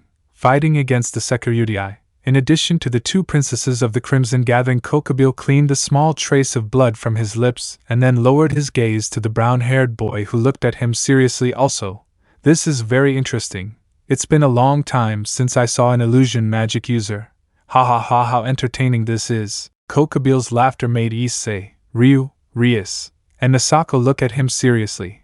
While Rias and Misako used their Hakai no Chikara powers, Ryu's boosted gears began to blink several times, giving him several power increases. On the other hand, Issei was looking at the fallen angel in front of him very seriously, and above all he was quite worried about the power of the fallen one in front of him. Using his trance magic on, he made the two swords that he mostly saw his archer master use appear, which are Kenshu and Bikuya, and looked at the fallen one while the Cerberus were totally in charge of stopping him were the rest of the group. Kuoh stared at those two swords to smile with great emotion. Well, who of you will be the first? Kuoh asked with great self-confidence, looking at the group of demons. Each and every one nodded, so the first to attack him were Ryu and Issei, who spread his demon wings and launched himself against the fallen angel. Both brothers, when they reached the front of the fallen one, tried to hit him but were easily blocked by Kuoh, who stopped Ryu's fist very easily, and with his wings he stopped Kenshu and Bikuya. Moving much faster than Issei and Ryu, Kuoh hit both brothers with a strong and powerful blow, making both brothers writhe in pain. At the moment of separating, Misako and Rias attacked with two energy balls from the power of Hakai no Chikara. Kuoh used his wings as a shield, thus easily blocking the attack of both demons. Boots, boots, boots, boots, boots, boots, boots, boots, boots. It was heard out of nowhere, and Ryu appeared above the fallen man. And joining both hands, Ryu launched a powerful hammer blow right at Kuoh's head. Letting out a grunt of pain from the sudden blow, Kuoh raised his gaze, and in a counter-attacking motion, Ryu had run to the side where behind Ryu was both Rias and Misako. Both launched a powerful attack combining the power of Hakai no Chikara. Seeing the attack coming, Kuoh didn't even have time to cover himself because the attack had arrived very quickly and created a huge explosion in the place. But instead of stopping several arrows, they headed towards where Kuoh was before, creating several more explosions in the process. In the distance, more specifically in a tree, was Issei holding a bow and a bow-shaped sword in his right hand, looking in the direction where Kuoh was. Humph, that really hurt. Kuoh spoke from the smoke screen. When the smoke screen dissipated, everyone without exception saw the fallen angel totally unharmed from that attack, while he still hadn't lost that smile of excitement on his face. Ha ha ha, this is definitely very exciting. It's been a long time since someone caught me off guard like that. His smile grew quite a bit while his red eyes looked with much more emotion. This guy is quite crazy, Issei thought, looking directly at where Kuoh was, who couldn't stop laughing. If this continues, I'll have no choice but to call her, but the problem lies in whether I'm capable of using her. He narrowed his eyes slightly. Hi, and right at that moment, everyone without exception turned their faces to see who that feminine scream had been from. And great was their surprise to see Asia about to be killed by a Cerberus. No one was even totally ready to give a quick reaction, but from one moment to the next, the Cerberus that was about to eat Asia ended up being split in half. Sorry for the delay, it got very complicated for us when we entered the barrier, said Zenobia, who had arrived. Suddenly several more swords emerged from the ground, piercing a few more Cerberus. Kiba! Asia, Akino, and Rias shouted, looking at their fellow nobleman Kiba Yuto. Just outside the city of Kuoh, above the mountains, there was a strange figure looking at a gigantic dome surrounded the entire academy. His gaze was totally calm, he had long blonde hair, light blue eyes, and his mother was beautiful, and he was wearing armor. Why are we here? The girl asked, looking at the city. I just want you to see this. It's something interesting for us, said a male voice. What do you want me to see, Chow Chow? The woman said, looking at the man known as Chow Chow. To watch this boring fight? It's not that, Jean, said the now known as Chow Chow. He had long black hair and carried a spear on his shoulder. The reason why I brought you here is so that you can see this. In fact, there is a demon that had caught my attention. That's quite strange of you, she said with a smile. What's wrong, Chow Chow? You don't trust us anymore? It's not that, Chow Chow denied. In fact, this demon has something special that will be very useful to me in the future. Sa, what does it matter? What do you want me to do, leader? Jean asked, looking at Chow Chow. I want you to keep an eye on him. Do you want me to be his babysitter? Jean asked, looking at Chow, who shrugged his shoulders. Sigh. Okay, let me take care of him. Kukuku, but look what we have here. Fred shouted madly, my beautiful sword Excalibur. Kiba and Zenovia's gaze sharpened as they looked at the crazy father in front of them, who was feeling very amused on his face. Knight Gremory, let's work together. We both have the same objective. Zenovia approached Kiba. It's okay as long as I can destroy that sword, Kiba said, looking in front of him at Fred. Well then, making a magic circle, she took out a gigantic blue sword with several golden touches. I can't be that sword, the older man said, surprised, looking at the sword. This is Durandal. Unlike the others who use crystals, I am a natural carrier of Durandal, Zenovia explained, looking at the father. Now let's get this over with. With that said, both the Gremory Knight and the Exorcist attacked Fred. The trio began to clash their swords, and they began a sword fight. I see. Without a doubt this is very interesting. A natural carrier. Jojo, how interesting this is. Kokobil spoke, using his wings blocking a lightning bolt from Akino. Also we have Barakiel's daughter here. Don't compare me to that man, Akino shouted angrily, launching another beam at Kokobil, who simply blocked the attack easily with his bare hands. Barakiel's lightning is pathetic. It is undoubtedly more powerful than this simple copy, Kokobil said. You certainly have quite interesting pieces, Rias Gremory and Masako Gremory. I see that all the Gremory have quite extravagant pieces, Kokobil said, smiling, attracting everyone's attention. First, Rias Gremory, you have a survivor of the Sacred Sword Project, Barakiel's daughter and Nikomata, and above all I see that you also have in your ranks a boy who knows how to use illusion magic. It is quite interesting. Instead, Masako Gremory has the Sekiryutai as well as an interesting magician. Each and every one looked at the cadre, who never lost his smile of amusement on his face as they watched all the members of the Gremory group who stood at attention for combat. But to everyone's surprise, Kokobil created a gigantic spear of light twice the size he used when he destroyed the Academy gym. Now Kokobil's eyes fixed directly on where Issei was throwing his spear towards the direction where Issei was. Everyone saw in slow motion how that gigantic spear was about to impact against him, causing more than one scream, and an extra blue light began to form around Issei. Chapter 19. Fighting a Crazy Cadre Part 2. Issei, brother, core! That voice was shouting so desperately.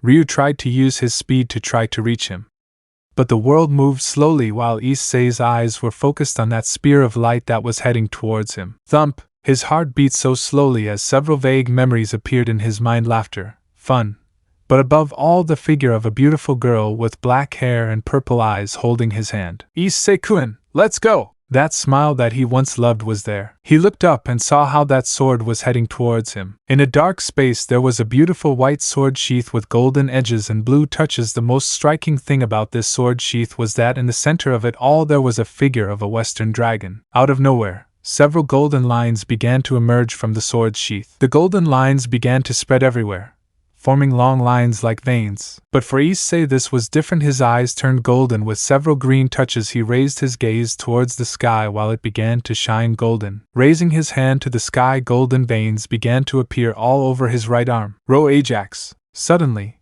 a thin line began to appear from Issei's hands, which suddenly, as if it were the petal of a beautiful flower, began to understand itself each time, showing several layers in total. 7 layers which formed a beautiful flower. Kokobil's eyes widened in surprise at the sight of this unexpected act that had happened before his eyes, and as if everything had been turned upside down. Wow! Boom! A gigantic explosion was generated at that moment. When the spear collided with the first layer of that petal, Ryu stopped, while he looked desperately and searched with his eyes for his brother. Issei, letting his face show clear concern as he looked at the place of impact. Rias and Masako remained silent as they looked in that direction. Little by little the curtain of dust began to disappear until Ryu saw a layer of energy. The moment that curtain of dust disappeared, Rias began to cry with happiness and Masako smiled happily to see him well. However, Kokobil remained silent as he watched the petal that covered his spear disappear in front of his eyes. Kokobil's eyes sharpened. That ability is... Kokobil thought as he watched Issei being treated and helped by Asia. That child is not common. He has incredibly superior potential. Knowing that it could be a big threat to his plans, Kokobil started to create his spear again, but suddenly he stopped. He looked at Issei again. His heart was beating so fast with excitement, but for some reason he knew he could be defeated or be able to fulfill his long-cherished desire for war, but he never expected to see that ability. A vague memory brought back those petals. If I remembered it now, showing an ever-widening smile, his gaze focused on the group. Interesting. When Kuoh spoke, the group turned their gaze towards the fallen angel. Issei, still trying to catch his breath, he also raised his gaze towards the sky and looked at the fallen angel, who brought one of his hands to his face. Very interesting. His voice was almost distant. I didn't think I would see that ability again. His smile grew more, showing his sharp teeth. This is very exciting. Ha ha ha ha ha. At last. Showing so much emotion, Kuoh observed the whole group. Finally, will you be the ones who can take away this boredom? Everyone saw how the fallen angel had lost his sanity. His maniacal laughter made everyone feel uncomfortable, while Azazel laughed louder and louder. He spread his hands while looking at the sky. Now I won't hold back any longer. That made everyone feel a huge chill.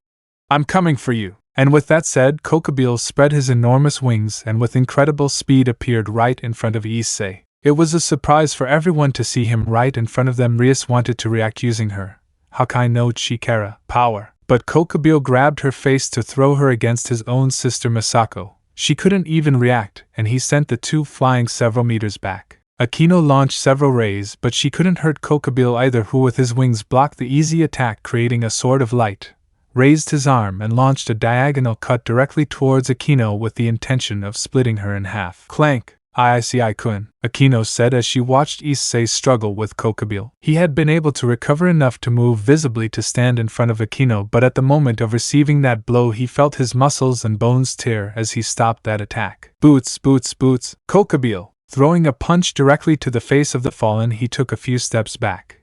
Putting on his helmet, Ryu observed the fallen. I'm going to kill you, you damn fallen one! Kuoh, without losing that smile, spat out a little blood as he set his sights on Ryu. Come Sekurudai, show me the power of the red Drango. I have no doubt that Ryu shot out like a missile. They both started to fight each other. Issei fell to his knees as his swords disappeared. Issei-kun, Akino approached as she knelt down to grab his shoulders. Issei was breathing heavily as he tried to catch his breath. Akino-san, Issei spoke while he looked at her. Their eyes met. Are you okay?